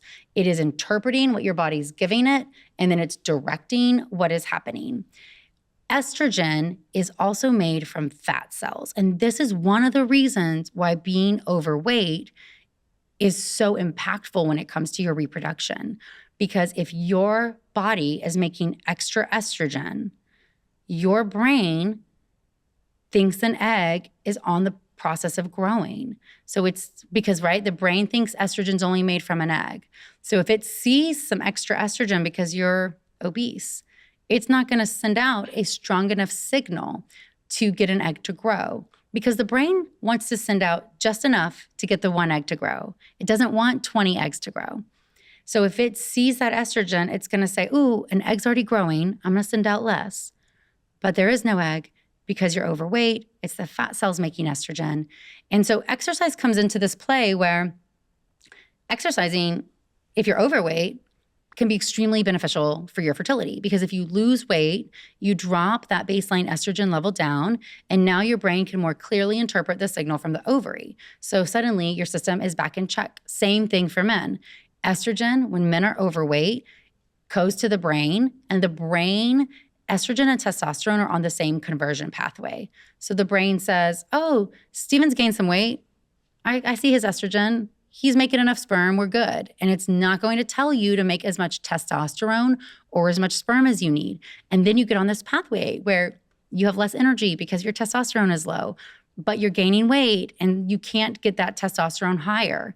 You go to the men's health clinic and they're going to draw your blood and your testosterone will be low and they're going to put you on that TRT and now your sperm count's going to go to 0. So sometimes that entry point to the whole problem was having extra fat tissue. So exercising to lose weight can be very beneficial for your fertility for men and women. There's a lot of talk on HIIT exercise or moderate activity. And for the regular person, whatever you will stick with is the best. If you're trying to get pregnant, you should not be trying to stress your body to new goals, training for the marathon, doing something. If you think going to the gym every single day, is that too much? No. I usually say going to the gym every single day, if we think about 60 minutes or less, is a normal amount of inflammation from your muscles. That is good. Your body should encounter some challenge along the day. Having more muscle is also going to help combat insulin resistance and other issues that come in and interfere with our brain's interpretation of our hormones as well. Mm-hmm. So we see that both over-exercising and not exercising are the extremes that are not going to be helpful for you. But moving your body, in addition to helping your hormones function better, less chance of becoming overweight, better interpretation by your brain of your body's signals, it's also a great way for stress coping and lowering your cortisol levels. So exercise, we should put there right up there with the top thing somebody can do. Get more sleep, exercise every day. You mentioned menstrual cycles there and how they can be disrupted for long periods of time. My partner shared quite openly on her social media channels her battle with this, and I think she had a couple of dietary changes. She had some struggles with eating, and that resulted in her period basically stopping for, I think, 3 or 4 years. It's returned after sort of 3 or 4 years, and she's very happy about that. But lots of people are going through irregular period cycles, irregular menstrual cycles. What can you say to this? I mean, what is quote unquote normal as it relates to a normal healthy menstrual cycle, and to people that are struggling, what would you advise them and what would you tell them? I love it. A normal period is one that is regular and predictable. So I'll tell a patient, you can look at a calendar and you can say within a couple of days of certainty when you're going to have your period. Now, each individual person is going to have a different cycle length, meaning the day from the start of your bleed, that's day 1 of your cycle, until the last day before your next period bleed. You'll hear 28 days used a lot. That's not the average for every single person. Usually it's going to be between 24 to 35 days for the average person. Can you explain this to me? Like I've never heard of a menstrual cycle before. What is it? What happens? So the menstrual cycle is essentially what we've talked about with our whole eggs, right? So you have your group of eggs come out of the ovary. Each egg's in a follicle. Brain sends out follicle-stimulating hormone. That egg's going to grow, develop, and ovulate. That's going to put you a couple weeks into your menstrual cycle. From there, it's going to then make progesterone, get you into that back half of it. That luteal phase, because the corpus luteum is always set at 2 weeks. And then when you're not pregnant, you're going to bleed. So bleeding is the shedding of the lining. That's your period. Your ovaries are doing something different throughout that process. So while you're bleeding and on your period, your ovary is already starting to grow the egg that's going to ovulate in that month. And as that egg makes estrogen, that's what stops you from bleeding. Okay. So when you have your period, that's the shedding of the lining from the last month because you didn't get pregnant.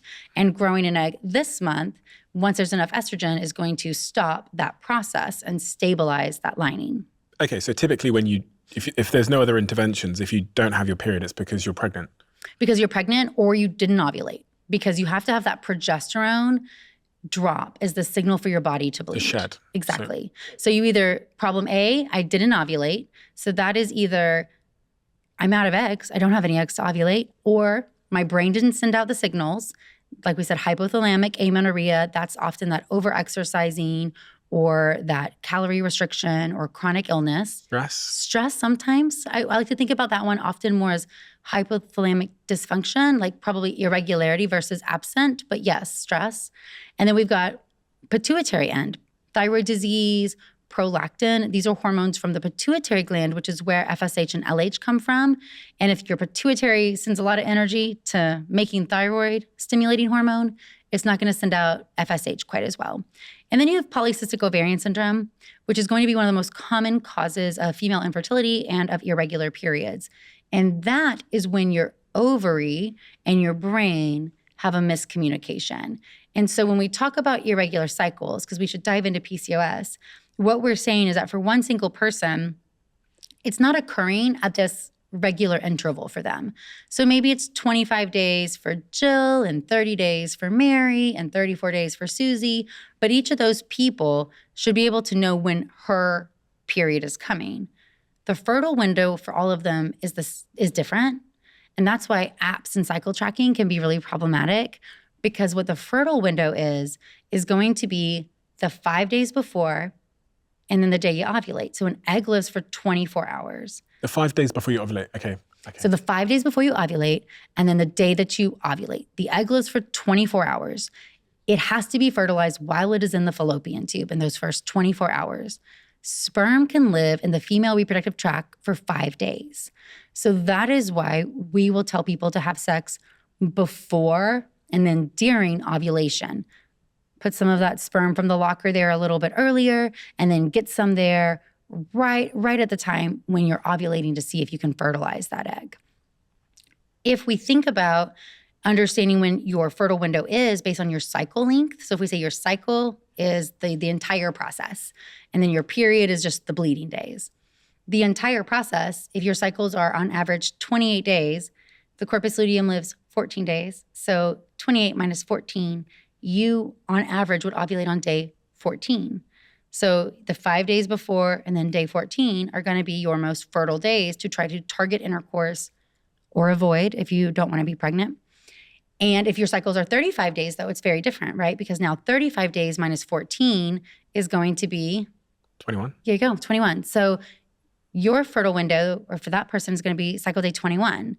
So now the 5 days before and day 21. So those are very different fertile windows, days they should be having sex. It's a lot, isn't it? Do we just have sex every day if we can? So absolutely. Like, if you can have sex every day or every other day, and you don't have to track your cycles, if they are coming regularly and you're putting sperm in the presence of the egg by every day or every other day sex, absolutely. And that's one of the things that I see people do wrong the most, is have less sex in the idea that they should save it up to put more sperm present when the egg is arriving. I have to say, I mean, there's a few things I wanted to say about this. So I think, what's the first thing I wanted to say?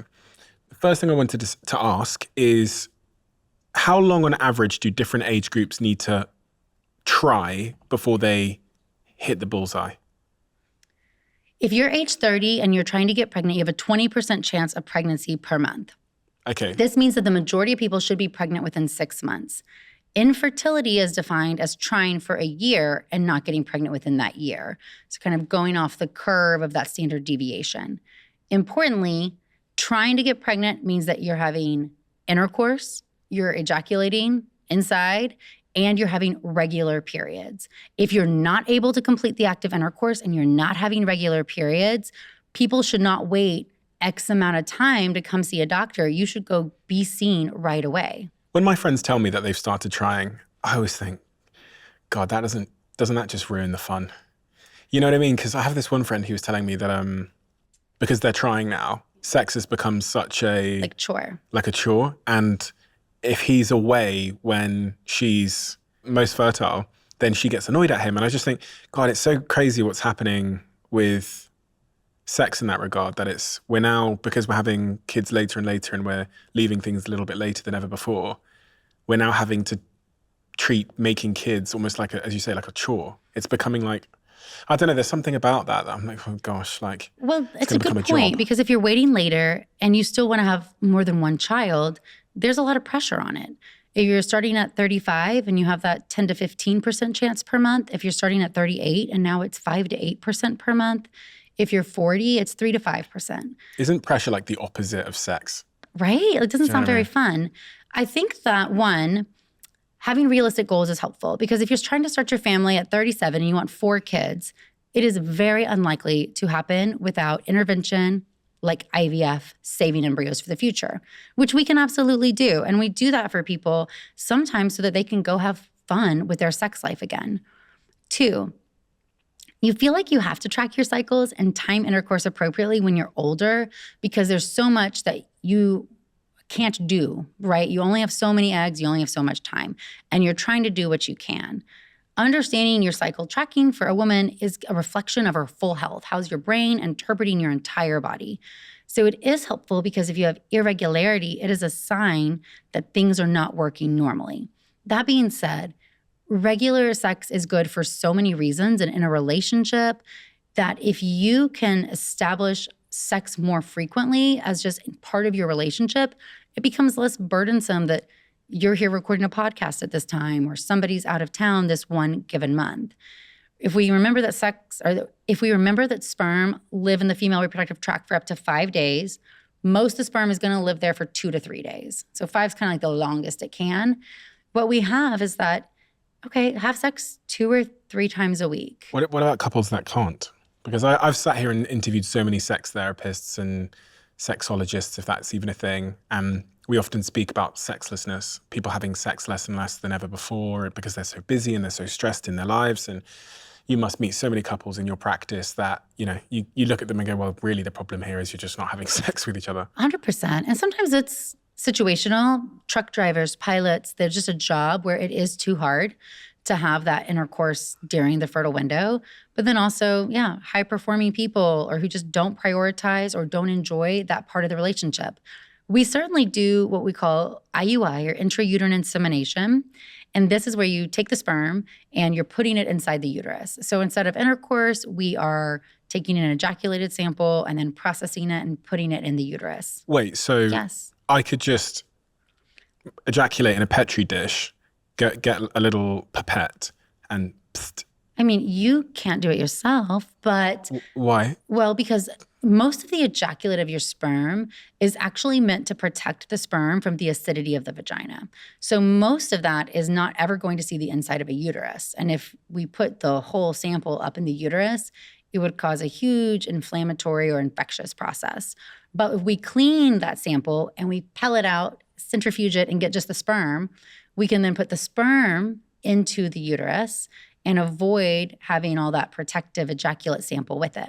You must hear couples doing this kind of thing. People do the craziest things. Tell me about some of the crazy things. People do crazy things. I mean, definitely people are having intercourse and then they're putting tampons in afterwards to try to keep the sperm in place, or diaphragm cups. People are trying to get their own versions of pipettes or turkey basters, right? That's what people call it, and try to pull up sperm and put it in their vagina. The craziest stories of sperm procurement come from people who are using donor sperm. As you may not know, there is an entire dark web of sperm donation being connected on Facebook groups and other places where people are not going down traditional roads of using a sperm bank. A sperm bank, pros and cons, but if you're using donor sperm, a sperm bank is going through a process to make sure there's no infectious material in there, that the information is tested, that there's limitations, but ultimately, legally too, that is your sample.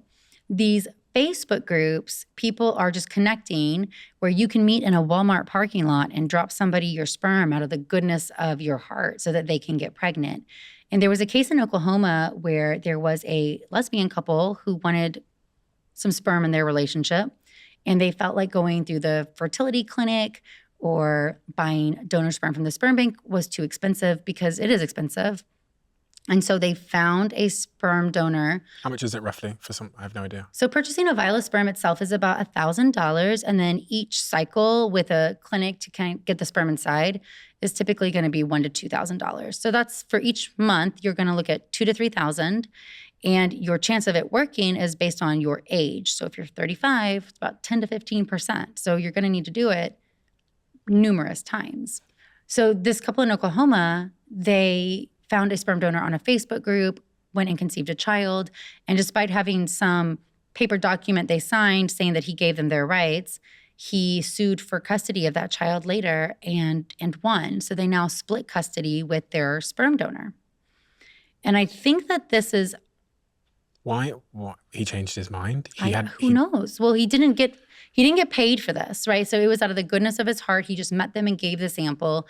So part of the issue too is that it's not a exchange of a service for a fee or a good, right? It's just you're giving the sperm. So I believe in that case, he said he interpreted that was the situation, and they said, of course it wasn't. But when we look at family building, a lot of people are using what we call third-party options, so donor eggs, donor sperm, gestational carriers, donor embryos even, and there's a whole world to go into there.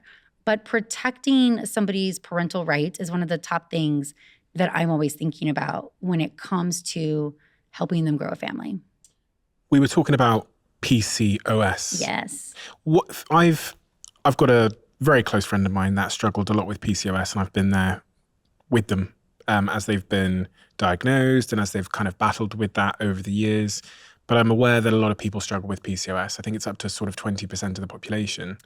So officially people will say that it's about 10 to 13% of the population, but that 70% of people who have PCOS are undiagnosed. So much higher than either of those numbers you or I said is going to be the real number. And what is PCOS? There's a couple different ways that PCOS presents. So how I like to describe PCOS in essence is being born with more eggs in your vault. Okay?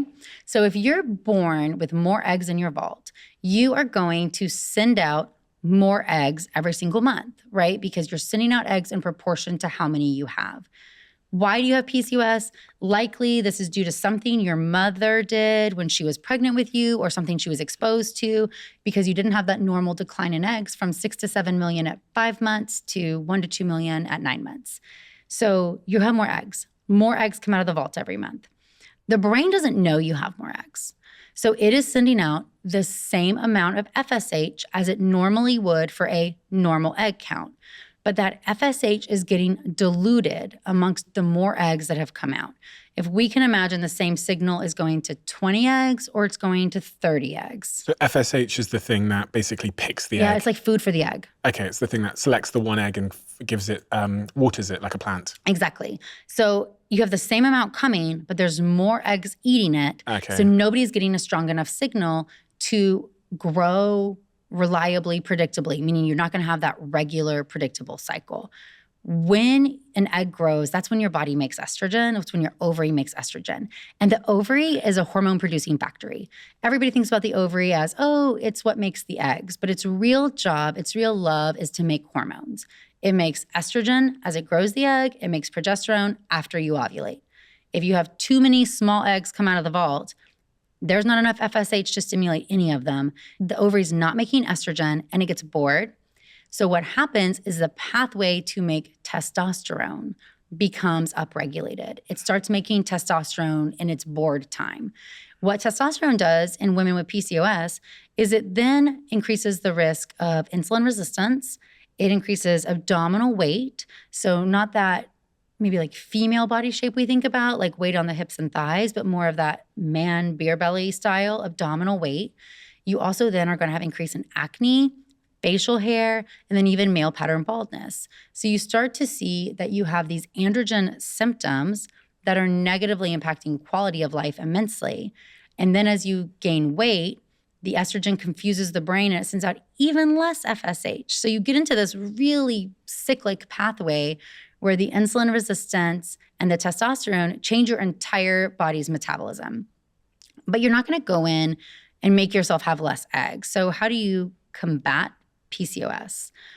One way from if you're trying to get pregnant is to try to give medications that have the brain send out a stronger signal of FSH. So you might have heard of medications like Clomid or Letrozole.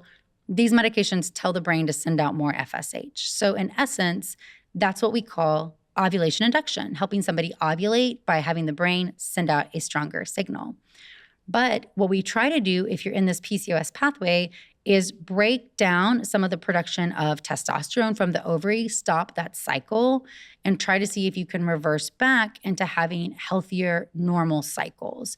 So sometimes that's from medications like metformin. You can have spironolactone, which is a medication that stops testosterone production. This is why women with PCOS are given birth control pills, because birth control pills, one, can come in and provide estrogen and progesterone, but two, they also make something in the liver called sex hormone binding globulin that binds to testosterone, drops your testosterone levels, and clinically they make you feel better. Your acne goes away, some of those androgen signs go down, and it can help break the pattern.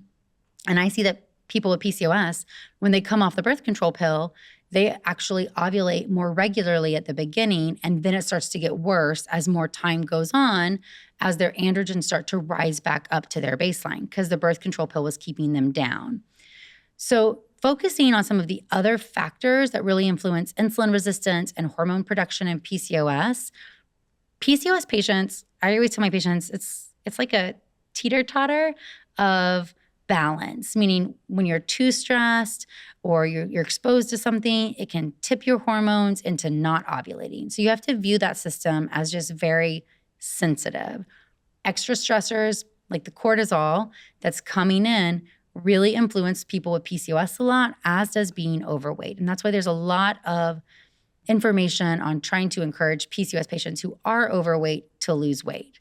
Importantly, not all women with PCOS are overweight. You definitely can be thin, be born with a lot of eggs inside your vault, and have the exact same problem.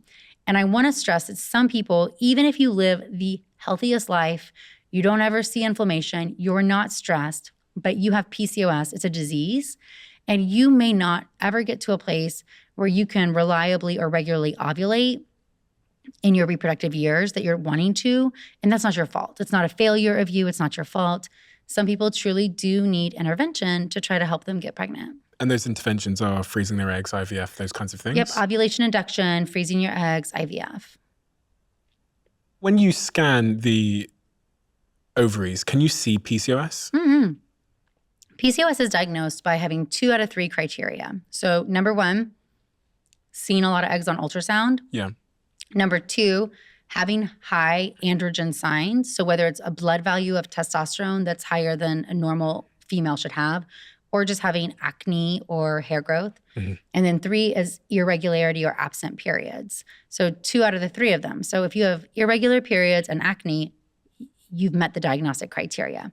What causes PCOS? You talked about maybe it's something your mother might have done, but there's a lot of thought that PCOS is largely genetic or epigenetic, meaning that when you're a baby inside your mom, that environment influenced a lot of how your ovary is going to function later. And there's a huge correlation between different exposures, or whether it is insulin resistance in pregnancy, and then women being born later in life with a higher risk of PCOS. Certainly, you can back into PCOS by being overweight. And what I mean by that is often patients will present, they'll be diagnosed with PCOS, but the etiology is a little bit different. If you're very obese, that fat is going to make estrogen. The brain is going to send out less FSH. You're not going to be ovulating because it's not a strong enough signal. And the ovaries are going to start making testosterone because they're bored.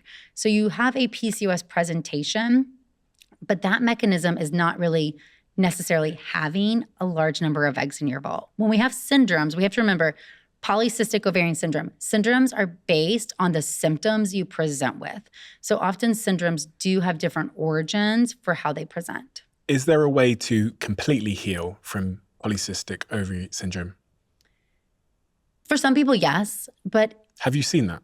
Yes, I have seen people, but most of it correlates with, in all women, at some point, you're still losing eggs every month, right? So at some point, you are going to get to a number where the eggs that are coming out of the vault are a number that the brain is going to respond to. So what's interesting is I'll have people say, I cured my PCOS. And I say, well, really, you just are age 38. And at this point, you don't have enough remaining eggs to cause this dysfunctional problem anymore. The eggs that are coming out are now responsive to your hormones. Yes, they did do lifestyle changes and improve things and probably made it so that their ovaries could respond to those signals. So I think it goes together. But PCOS women still go through menopause at the same age. They're born with more eggs and they go through menopause at the same age. So what's happening is they're simply just losing eggs at a more rapid pace because they have more. And what impact does that have on your ability to get pregnant? When you have more eggs, the number 1 is what we call anovulation. So the irregular periods or lack of having a period altogether. That is one of the top causes of infertility, and certainly PCOS is the top cause of that. It's important to say that not having a period is not normal. So if you're taking birth control or contraception, we'll just put that in a different category for a minute. But if you're not taking any hormones and you're not having a period, it is extremely bad for your health on both ends. And what I mean by this is it's either because your body has PCOS and has all of these little follicles making a tiny bit of estrogen each day. And in that scenario, you're not making your normal hormones, but also you're at risk for metabolic disease, high blood pressure, cholesterol, diabetes, but also that constant estrogen production, even though it's not high levels, but it's enough to confuse the brain, is stimulating the lining of the uterus to grow. And if you never ovulate, you don't make progesterone, so there's never the signal to shed or to bleed the lining. Cancer. So endometrial cancer is a very significant risk in women with PCOS who do not have periods.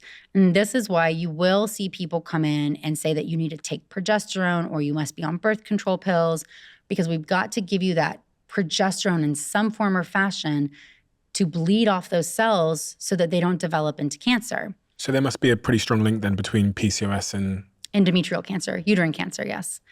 If you think about the other end of when people are not having periods, so I'm exercising and I lost my periods for 3 to 4 years. You're not making any estrogen during that time. Your brain shut off those FSH signals. The ovary never made estrogen from those eggs. And having low estrogen is detrimental to your long-term health. We see this even when women go through menopause at the normal age, right? Suddenly you now have an increased risk of heart disease, stroke, osteoporosis, dementia, Alzheimer's once you've entered menopause, because estrogen was protective against all of those. If you had that estrogen or that lack of estrogen even earlier in life, those risks, especially bone disease, osteoporosis, hip fractures later in life, they can be extremely high. So it's very important that women know that if you're not having periods, that it's harmful for your full body health. Very often I see young women in their 20s say, I'm not having a period, but who wants to bleed every month anyway? So not a big deal. But their brain's not functioning as great as it can. Having estrogen helps the brain think sharp and be productive. And if you're constantly lacking estrogen, you're going to be fatigued, feel cloudy. You're not going to feel like yourself. Replacing estrogen in somebody whose ovaries are not making it, whether it's because the brain's not sending the signals to, or you're simply out of eggs early, replacing estrogen is extremely important for your quality of life and your longevity. You mentioned a word earlier that I've not heard before. Endometriosis. Endometriosis, yes. What is this? Endometriosis is essentially an inflammatory autoimmune condition.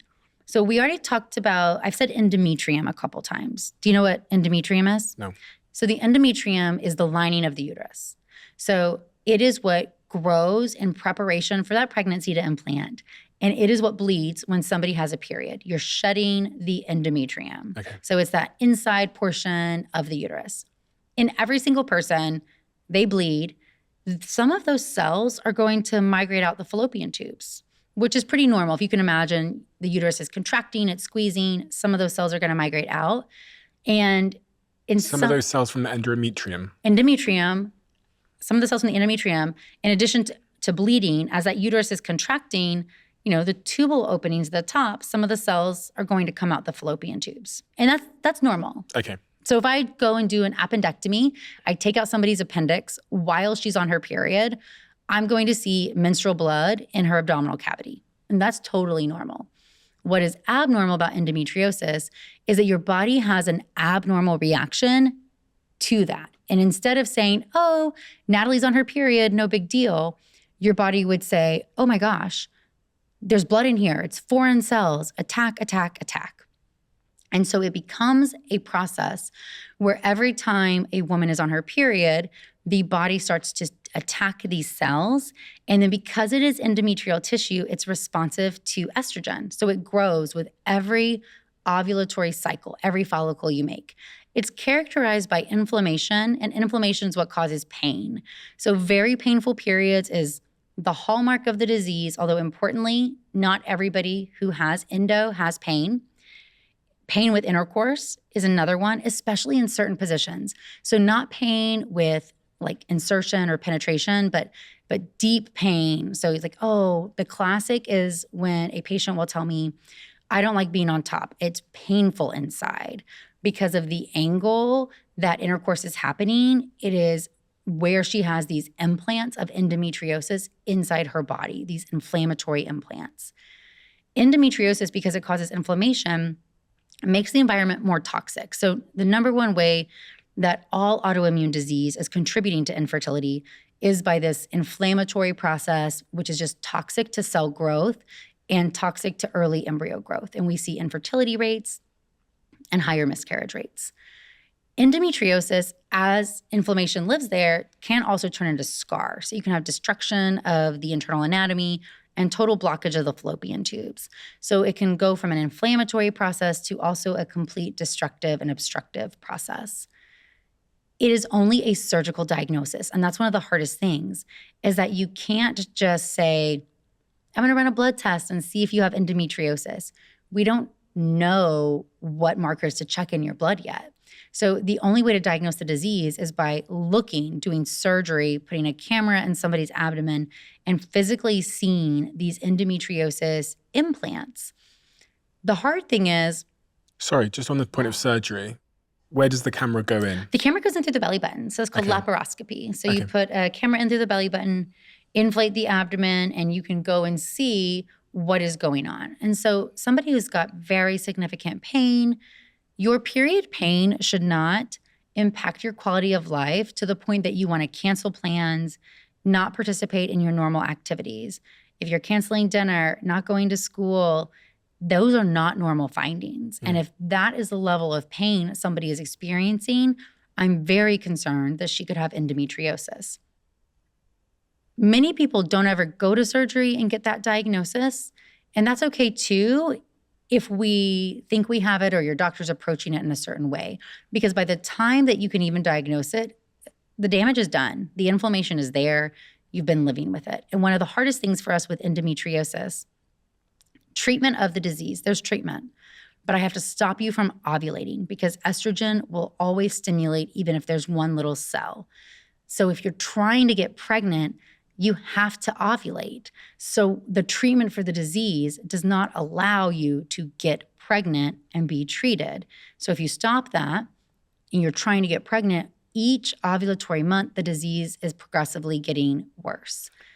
So it's one of these places where it is very tough because we don't want people suffering in pain, but also getting pregnant is so difficult in those circumstances. In prevalence of endometriosis, we say, is about 10% of all women. In fertility clinics, patients with infertility, it's a 30 to 50% prevalence. So in my mind, there are a ton of people walking around with endometriosis or inflammation who do not know that they have it. This is why that falls into the category of sometimes what we call unexplained infertility. Somebody has regular periods because endometriosis does not impact your period pattern. It might cause pain, but nothing about that process is interfering with your brain and your ovary communicating and your ovulatory pattern. So you're still having regular periods and you're having sex, even if it's painful, but you're not getting pregnant. There's something else going on. And so a lot of patients with endometriosis end up having to come to the fertility clinic, and many of them end up going through IVF because it is one of the only ways we can change the environment of which egg and sperm meet, is to allow them to meet in a non-inflammatory environment in an IVF lab.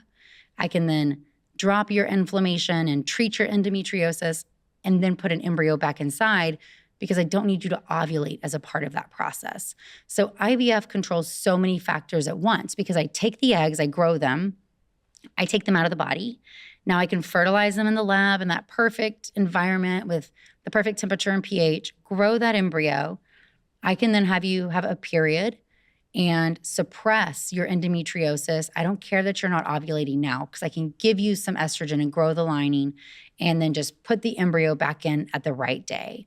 And I can see wonderful success rates with that, with patients with endometriosis. Just on that point you said about you'll give them a medication that suppresses the cycle, but it stops the pain. Could you be on that medication for say 5-10 years and then come off it when you want to start getting pregnant? Yes and no. One thing that's very interesting, so a good example of one medication, not our drug of choice, but one thing that's used for endometriosis is the combined birth control pill. The birth control pill is estrogen and progesterone. If you're taking that pill, your brain is no longer ovulating because it's seeing estrogen, and that's not the same estrogen that the ovaries make, so it's not the type of estrogen that stimulates those endometriosis cells. Women who've been on the birth control pill for prolonged periods of time do not have diminished fertility when they come off of the pill. And in fact, most of them have higher fertility rates than their age-related peers who were never on the pill. And if we think about it, the hypothesis is that if you suppressed ovulation for 10 years versus your best friend who didn't, and you both had endometriosis, you are now starting your ovulatory cycles and you put a pause in the development of your endometriosis. It's not going to get rid of it. No medication is going to reverse the process or treat it per se, like cure it, but we can halt it from getting worse. And so if you're on the birth control pill or you're on a medication called Lupron, there's some different options that essentially stop the body from ovulating. Therefore, you're not progressively letting that endo get worse. And then you do have higher rates of success when you come off of that than people who are your age who weren't. So that's one strategy if you know you have it. You have to know you have the disease or have a high suspicion that you do in order to be preventing ovulation all those months. Someone comes to you and they've been diagnosed with endometriosis. What is your first sort of port of call for them? What's the first piece of advice you'd give them or the first suggestion you'd make medically or otherwise? Yeah, so for real honest talk about how old they are, how many kids they want. We know that women with endometriosis run out of eggs at a faster pathway because endometriosis is inflammatory and destroys the eggs inside the vault. So you're going to run out of eggs faster. I want 4 kids. How old are you? I'm 25. Okay. So when do you want to start trying to have them? Let's say 30. Okay, 30. And you want a large number of children. Well, I want to know how everything is right this minute, right? So we're going to check your ovarian reserve. We're going to make sure that we're not already on a pathway of accelerated destruction, because if we already have a low egg count now is the time to intervene. Egg freezing or embryo freezing, meaning taking some of those eggs out so I can save them for later when I know you're going to have a hard time. Also setting different parameters for the endo patient. I don't let somebody who has endometriosis just pull the goalie and try when they're ready to get pregnant. I'm gonna say, we know you have something that increases the odds that you're going to have a hard time. So are your fallopian tubes open? How is your partner's sperm? I want that data before you start trying to get pregnant. The traditional mentality to infertility is so reactive. You have to prove to me you have a problem before I go and test it. That's the classic mentality. You've got to try for a year before we'll go test these different variables. Of course, we're challenging that narrative and we're saying, no, go get tested beforehand. But an endo patient is 100% somebody who should. Same with the patient with PCOS. You're not an average person on the street. You have a medical diagnosis that is significantly associated with infertility. You need to approach your family planning journey differently. You need to test all the variables we can before you start trying to conceive. And we need to have an honest talk about your family size. Because if you want 4 kids and you start at age 30 and you have no problems and you have your kids really closely together, so you're going to want 30, 32, when's your next one? 35, 36? When are you having baby 4? You're pushing 38 to 40. And we know that rates are going to be harder because you're going to have more genetically abnormal eggs at that age. So a lot of people don't even talk about this stuff, do they? Like in terms of use that word family planning. I think really that's at the heart of what's missing here is we don't do family planning. We don't. We do like family reaction. Yeah, we're like, oh crap, no family. And then, oh my God, we want to have a family. I want for now. What? Here's what I say to somebody who has, we'll say PCOS or endometriosis, and they want to have a bigger family and they're not quite ready to start, but let's say they have a partner. This is the perfect opportunity to do what we call embryo banking. So it's very similar to egg freezing, but it's IVF. So it means right now, I'm going to get a group of your eggs to grow. We're going to go through the IVF process. IVF is in vitro fertilization. So 1 month's group of eggs, I'm going to get them all to grow. People with PCOS are fabulous candidates for this because they have so many eggs. The ROI on that investment is very high because number of eggs and age are the two most important factors. I'm gonna get that month of eggs to grow. I'm gonna take them out of the body. I'm gonna fertilize them with sperm, grow out embryos, and I can do genetic testing to see which ones are chromosomally normal. And they can stay in the freezer until you're ready for them. What? Well, you can put fertilized eggs in the freezer. Yeah, those are embryos. You can put embryos in the freezer. Yes, sir. And that is going to allow us to change the trajectory of somebody who wants 4 kids and isn't starting until 32, 33. Because now, naturally, having that 4th baby becomes statistically very improbable. In order to have 4 children, most people will need to start before age 28. Now, that's not everybody, but most people. So if you want that big family, because that's, like we said, a child's a person, it's a whole different life you're going to have with that person in it, then we need to say, hey, well, that's a lot easier to go through IVF right now, freeze those embryos, then start trying to get pregnant. What's the difference between me freezing eggs and sperm versus freezing the embryos? So this is a good point. So freezing embryos, even if you're going to try to naturally get pregnant later, is helping you know that you can tap into those embryos, later in life. So versus doing IVF at age 39, where you have less eggs and the vast majority are abnormal, you're making those embryos now where they're much better. The process for the woman is exactly the same whether you're freezing eggs or embryos. You are taking shots of FSH to get 1 month's group of eggs to grow. That takes about 2 weeks. And then we do a quick procedure to take the eggs out of the body under anesthesia. So none of that is different. What happens is the difference is in the eggs. I always say, if you're freezing eggs, it is not an insurance policy on your fertility. An insurance policy pays off when something bad happens. This is an investment. You're playing the stock market. Is it smart to put your money in investments? Does it usually pay off? Well, it depends on the environment when you go to pull that money out. Eggs are potential opportunities. It's fantastic, and it's much better than nothing. But it's not giving us all of the information, because even if the sperm looks normal and even if the eggs look normal, the real proof of the pudding is seeing how the embryos grow and develop, because not every egg is going to fertilize, become an embryo, or be genetically normal. And even every genetically normal embryo is not going to become a baby.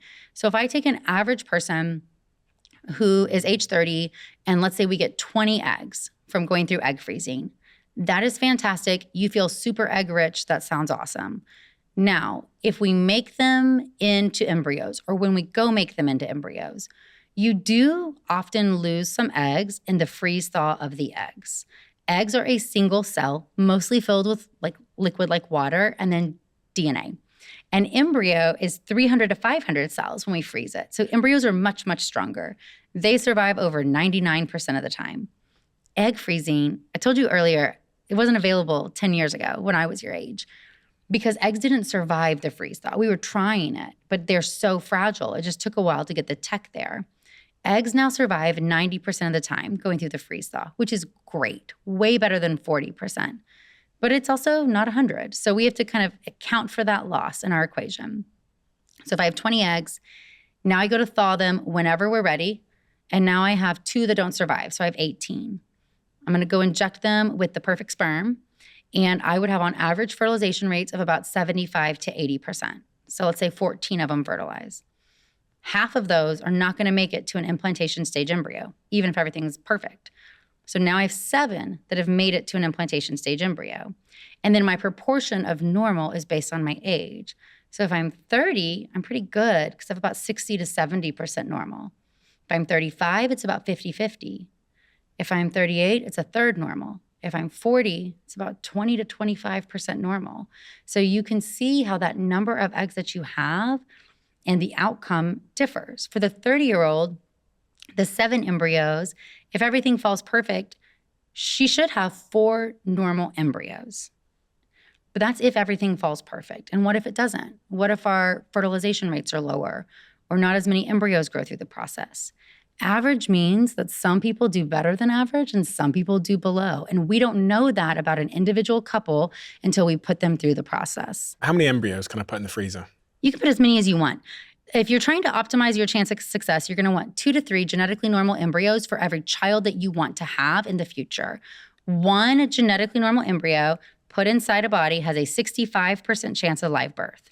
And what age, is there an age component to whether the embryo will be successful? So if my partner put one of those embryos out the freezer into her at 45, are the odds still the same? Up until 45, yes. After 45, you start to see a decline, but still ultimately quite successful. I need to get some of these bloody embryos in the freezer. Yes. So cumulatively, after 2 embryos are put inside, not at once. So I put 1 transfer, or you're not pregnant, and then you do the second one.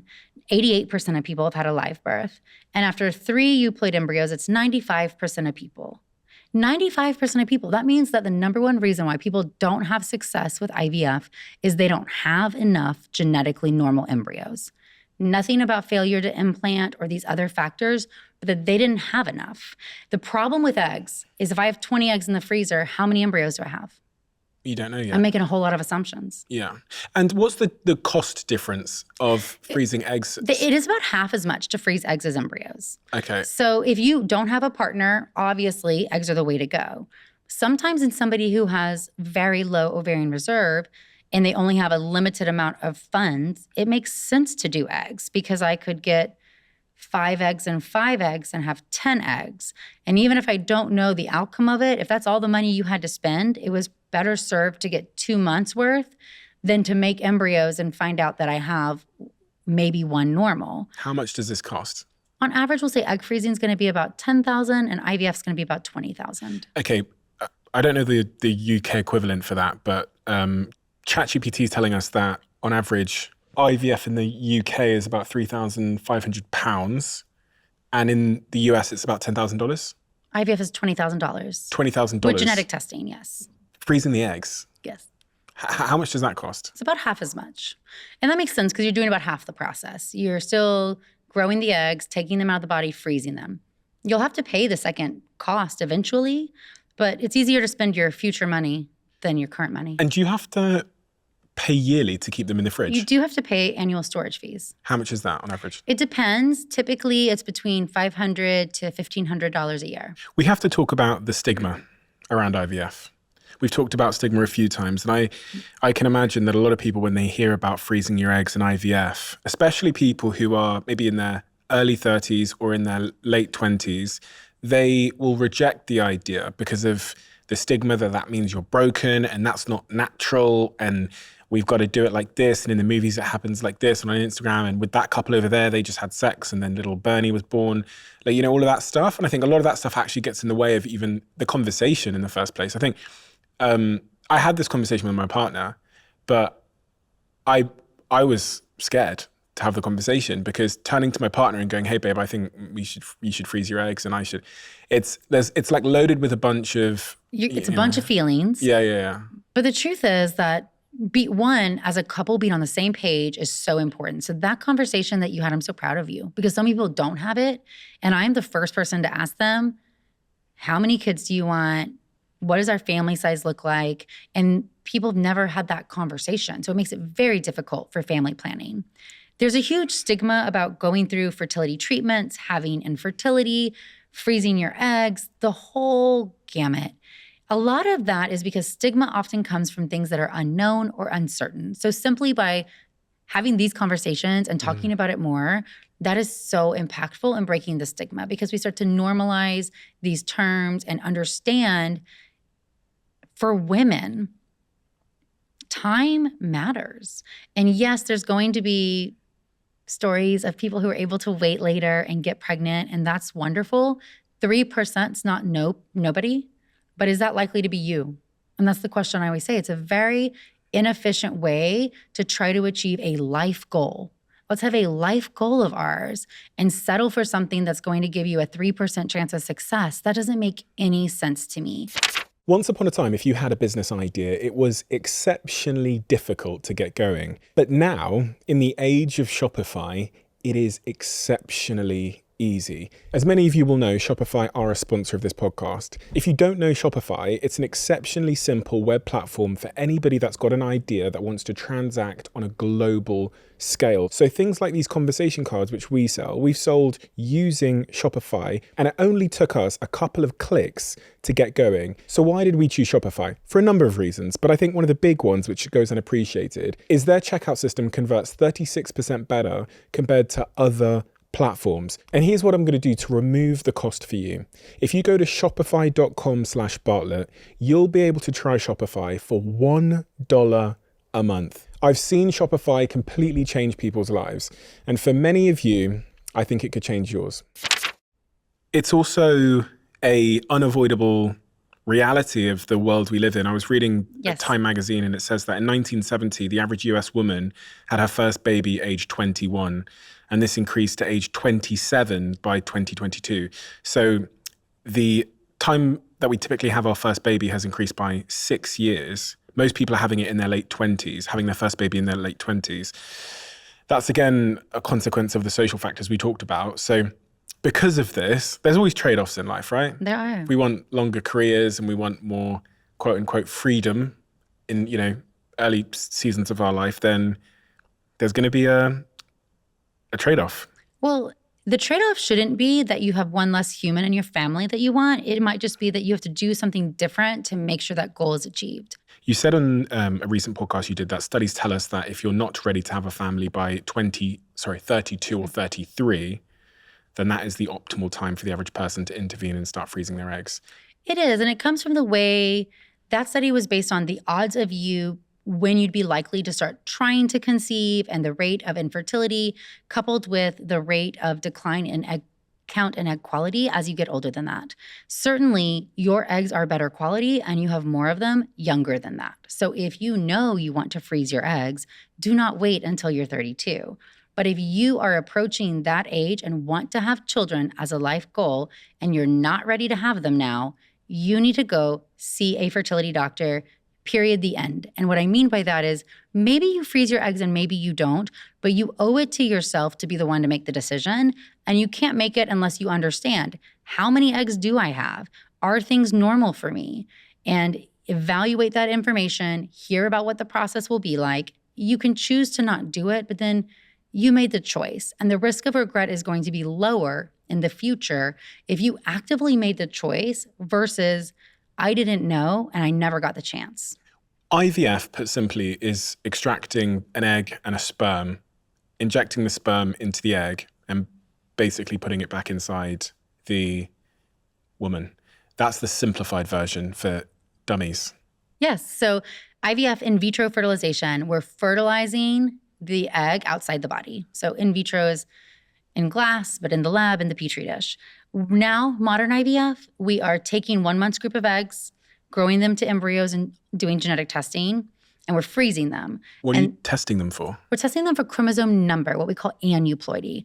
As we talked about the chromosomes getting out of line as you get older, you can check the number of chromosomes, the presence or absence of each chromosome in a 5 to 8 cell sample from the embryo biopsied. To make sure they're healthy. We'll use healthy as the embryo needs to be genetically normal. It needs to have the right number of chromosomes to have the highest potential for success. If you're missing a full chromosome, that's going to end up in a miscarriage. If you have extra chromosomes, like an extra copy of chromosome 21 is Down syndrome, that carries its own risks, and many of those are pregnancy loss as well. So we're looking for what we call a euploid embryo, a genetically normal, meaning it has the right number of chromosomes. Importantly, IVF can also be used to eliminate genetic diseases that can be extremely impactful. When we talk about genetic testing, the way that I just defined it, testing for euploidy, you have more eggs that are genetically abnormal as you age. That's one of the top barriers to getting pregnant. But if you and your partner both carry cystic fibrosis, for example, that's a disease that you are going to exhibit the characteristics of if you have a copy of the gene from mom and a copy of the gene from dad. You have about a 25% chance of having a child who would be severely ill or sick with cystic fibrosis. We can make a probe for where your cystic fibrosis mutation is on chromosome 7. And then we can apply that probe to that sample that's been biopsied from the embryo and find out which embryos have 0, 1, or 2 copies of that mutation, essentially not transferring the ones that are going to result in the disease state. And for lethal abnormalities, this is huge. And then for autosomal dominant diseases like Huntington's disease or cancer carrying syndromes, you can eliminate that from the family line. Do you then put one embryo into the woman at a time? We do. And so this has changed over time. I think this is where a lot of misconceptions come from IVF. If we can imagine the world where I have a 40-year-old with 4 frozen embryos, if I've done genetic testing on them, I would know that she has 1 normal, and I will just go put that normal one in.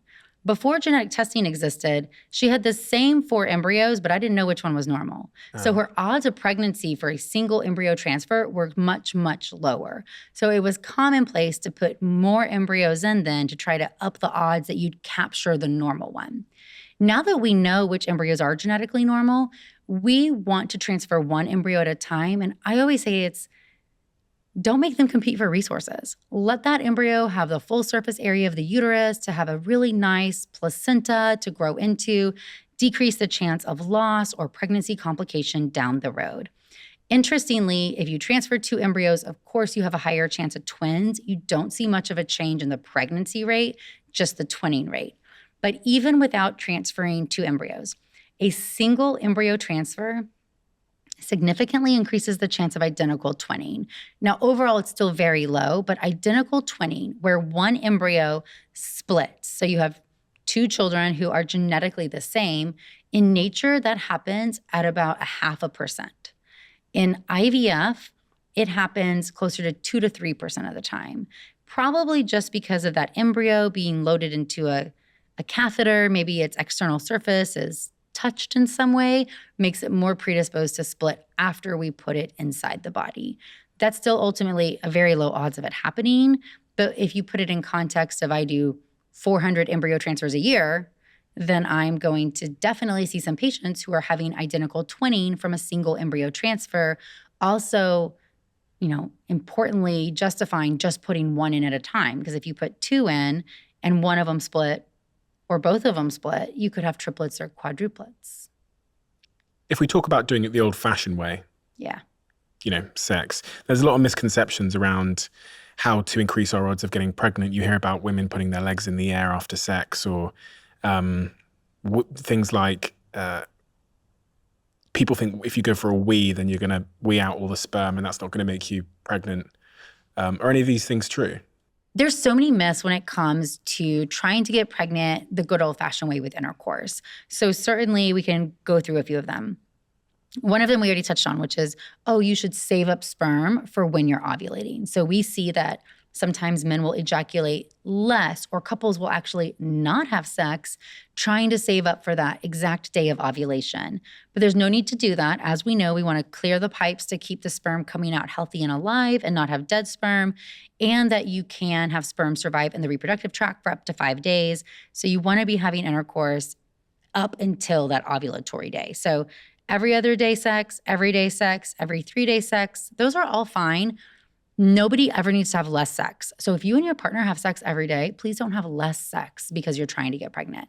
Number 2, the sperm are inside the fallopian tubes within minutes.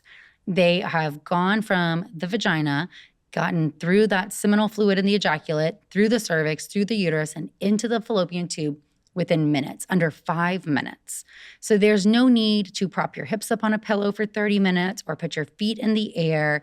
Truly, the sperm are into the cervix within 2 minutes. And the cervix is where they then sit for up to the 5 days. So the 2 minutes time that it's going to take you to withdraw, get up, go to the bathroom, the sperm are fine. You're not going to pee out any sperm. You don't need to put any device in to keep sperm in place, keep your feet up, lay in bed. You can go and do whatever you want to do. And in fact, we know that urinating after intercourse for women decreases the risk of a urinary tract infection. So we try to encourage people to get up and be normal. I also tell people all the time, embryos implant, eggs fertilize when you are up and living your life. So you don't need to just be horizontal to have fertilization occur. So What about sex positions? Are there any sex positions that are more conducive with yeah, whatever position allows for ejaculation. So this is where variety is the spice of life, because as you alluded to earlier, sex can feel a little bit more of a chore when you're trying to get pregnant or you're struggling. So making sure that ejaculation can happen, there's not any position that is going to be better or worse or going to have higher chance of a boy or a girl or any of that kind of knowledge. If the female orgasms, does that increase the chance of fertility? We do know that orgasm does help, uterine contractions help get the sperm to the eggs faster. So we do know that. So How do we know that? How do we know that? Yeah. There have been studies looking at orgasm and then the speed of which sperm get to the fallopian tubes. We'll just say that. I was thinking of all the causal factors. I was like, maybe it's just bigger and that's just... No, so yeah, just that those contractions are helping kind of propel the sperm up there. What about penis size? So penis size really doesn't matter. What's interesting is that penis size does tend to correlate with different race and ethnicity, also with vaginal length. So we tend to see different vaginal lengths in correlation with what tends to be a similar penis length based on that ethnicity or where that person originated from, which is super interesting. But you don't need to... You don't need a smaller penis or a bigger penis as long the sperm doesn't need to get closer to the cervix. A lot of people obviously think that. We Yeah, obviously think no. we're When trying you to shoot it up into ejaculate, the belly. like it goes. It gets right where it needs to go. Okay. Crazy. It's super interesting. I've learned so much about all of this stuff today.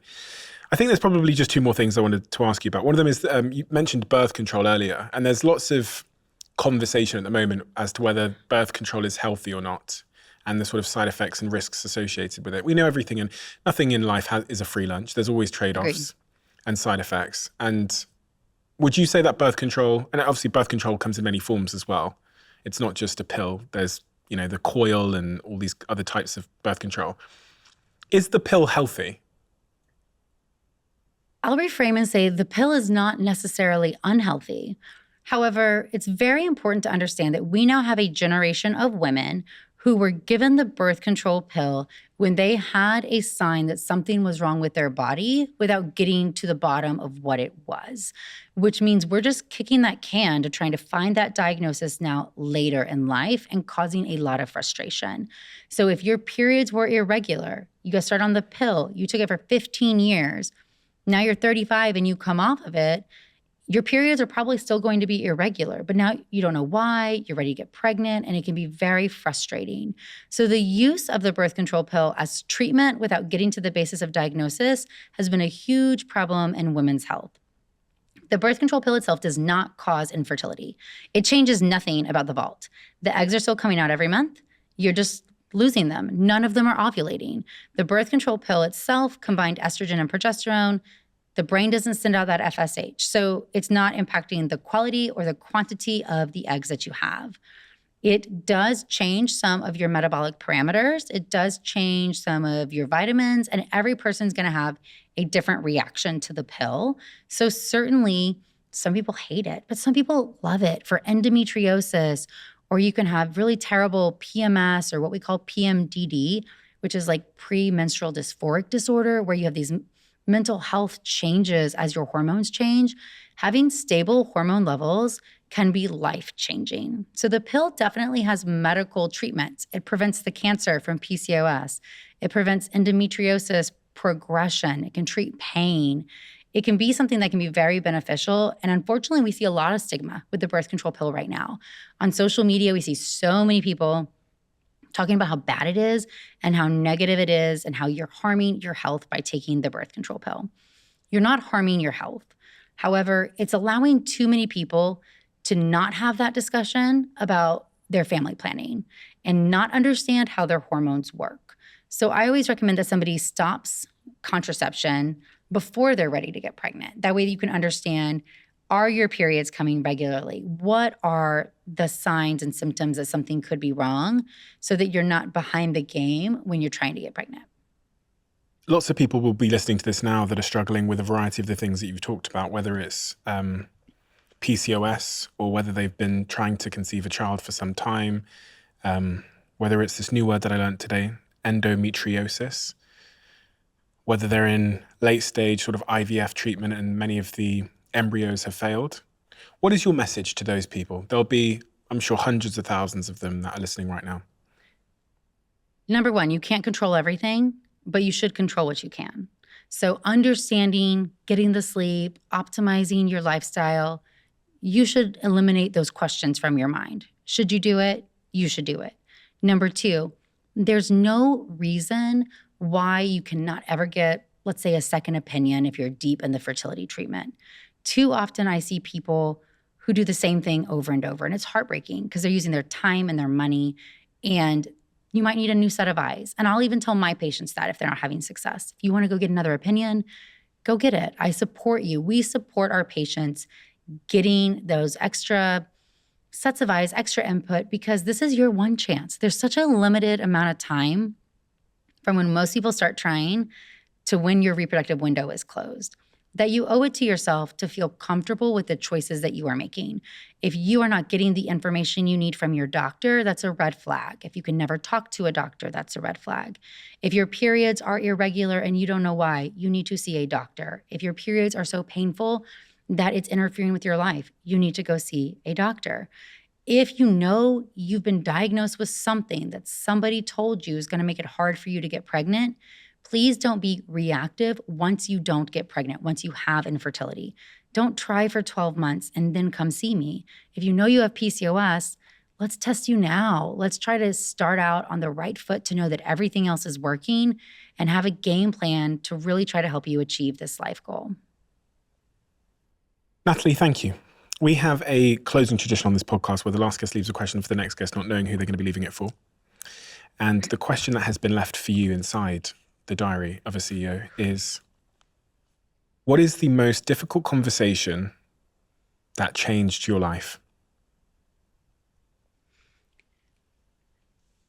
That's such a great question. And I've been in a position to have a lot of really difficult conversations, both for my own personal decision-making, changing career pathways, having my own infertility journey.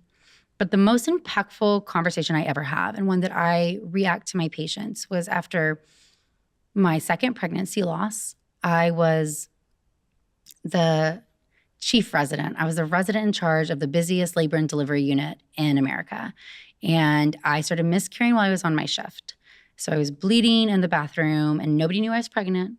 So I had to carry on. So I carried on, did C-sections, delivered people's babies, and I left and went to my own OB when that shift was over, distraught, because I knew that I was losing this pregnancy. And I just had to witness so many families achieve what I wanted to achieve.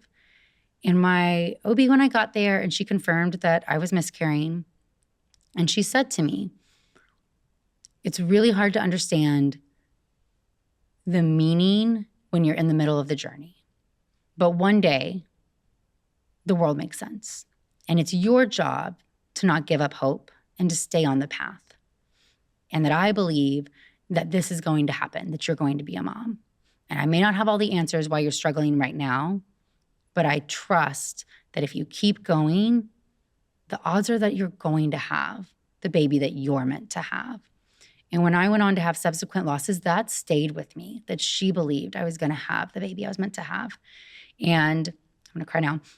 My daughter, like if any of those other losses had worked out, I wouldn't have my kids, the ones that are my everything, they're meant to be my children, right? My daughter, that egg that was in the vault, I would have lost when I was pregnant, because you still lose eggs when you're pregnant. So I wouldn't have her if any of those had worked out. So the world has a way of sometimes making sense that are so hard when you're in the midst of the pain to understand. And I tell my patients that same thing over and over, that in the journey, it doesn't make sense. But that's not your job in the journey, to understand the whys. It's to keep going and not give up. You must see so much of that pain. How do you not, how does that not come home with you? And oh, it comes home with me and I live it in the moment. So I'm not going to be the type of person who can experience your heartbreak and not experience it with you. So I'm going to cry with you and hug you, and I'm going to take it home. and hug my kids and know how happy and how lucky I am to have them.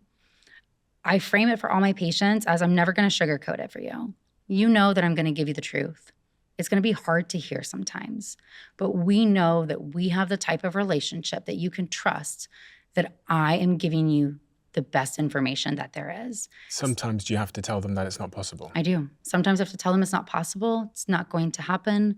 We need to look at other alternatives for family building, donor egg, donor embryo, donor sperm. I have couples who sometimes had no idea the man had no sperm, and we have to completely change what we thought a family would be. So I do tell patients, every week that this plan's not going to work anymore. And it's time for us to step back and really think about what that goal is. Is it a genetic child? That was plan A.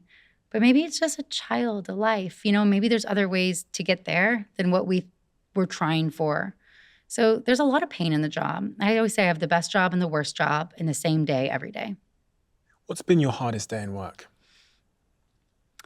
The hardest for me are going to be mostly in my past, training in obstetrics, fetal death, stillbirth, loss of a highly desired, loss of any pregnancy, loss of life. Those screams of those parents, I'll never escape them. So pregnancy is not health neutral. We act like it's once you get pregnant, everything will be fine. Every single pregnancy could have complications. And I think it's really important that we enter into that space with the knowledge of what it is and what it isn't. But the loss of life is always going to be the hardest. Natalie, thank you. Oh, thank you so much, Stephen. Thank you so much. It's you're doing, there's kind of two sides to this. I have a huge amount of gratitude for the fact that through your clinic and your work, you're helping people to realize these very important dreams that they have, and you're illuminating all of the darkness that causes the uncertainty and the doubt and all of the things that come with trying to build a family. And you're doing that through information, but you're also doing that in such a compassionate, human, honest way. And then secondly, because you do things like this, and there are so many people that don't have the opportunity to go to a doctor or a fertility expert and sit down with them because of the country that they're in, or the cost of it, or the time they have, or whatever. But by making this type of information accessible to millions of people, by committing your time to do podcasts and things like that, I think you're going to be helping so many hundreds of thousands and millions of people that you'll never get to meet. So on behalf of all of those people who I can feel at home, on the tube, on the train, on the plane right now, that want to express their gratitude to you, and I'm sure that they will message you to do exactly that, I want to say thank you on behalf of all of them as well. I've learned so much. And my mind has been changed. So I have no doubt that there's millions of people listening right now that have also experienced the same thing. So thank you, Natalie. Thank you. And thank you for holding space for this discussion. There's stigma here. It's not the most fun topic to always discuss about. And it's something that you're bringing it to those people who might not come to my channel searching for it, but they need to know the information. So by putting it in a place where they're looking for other things, thank you.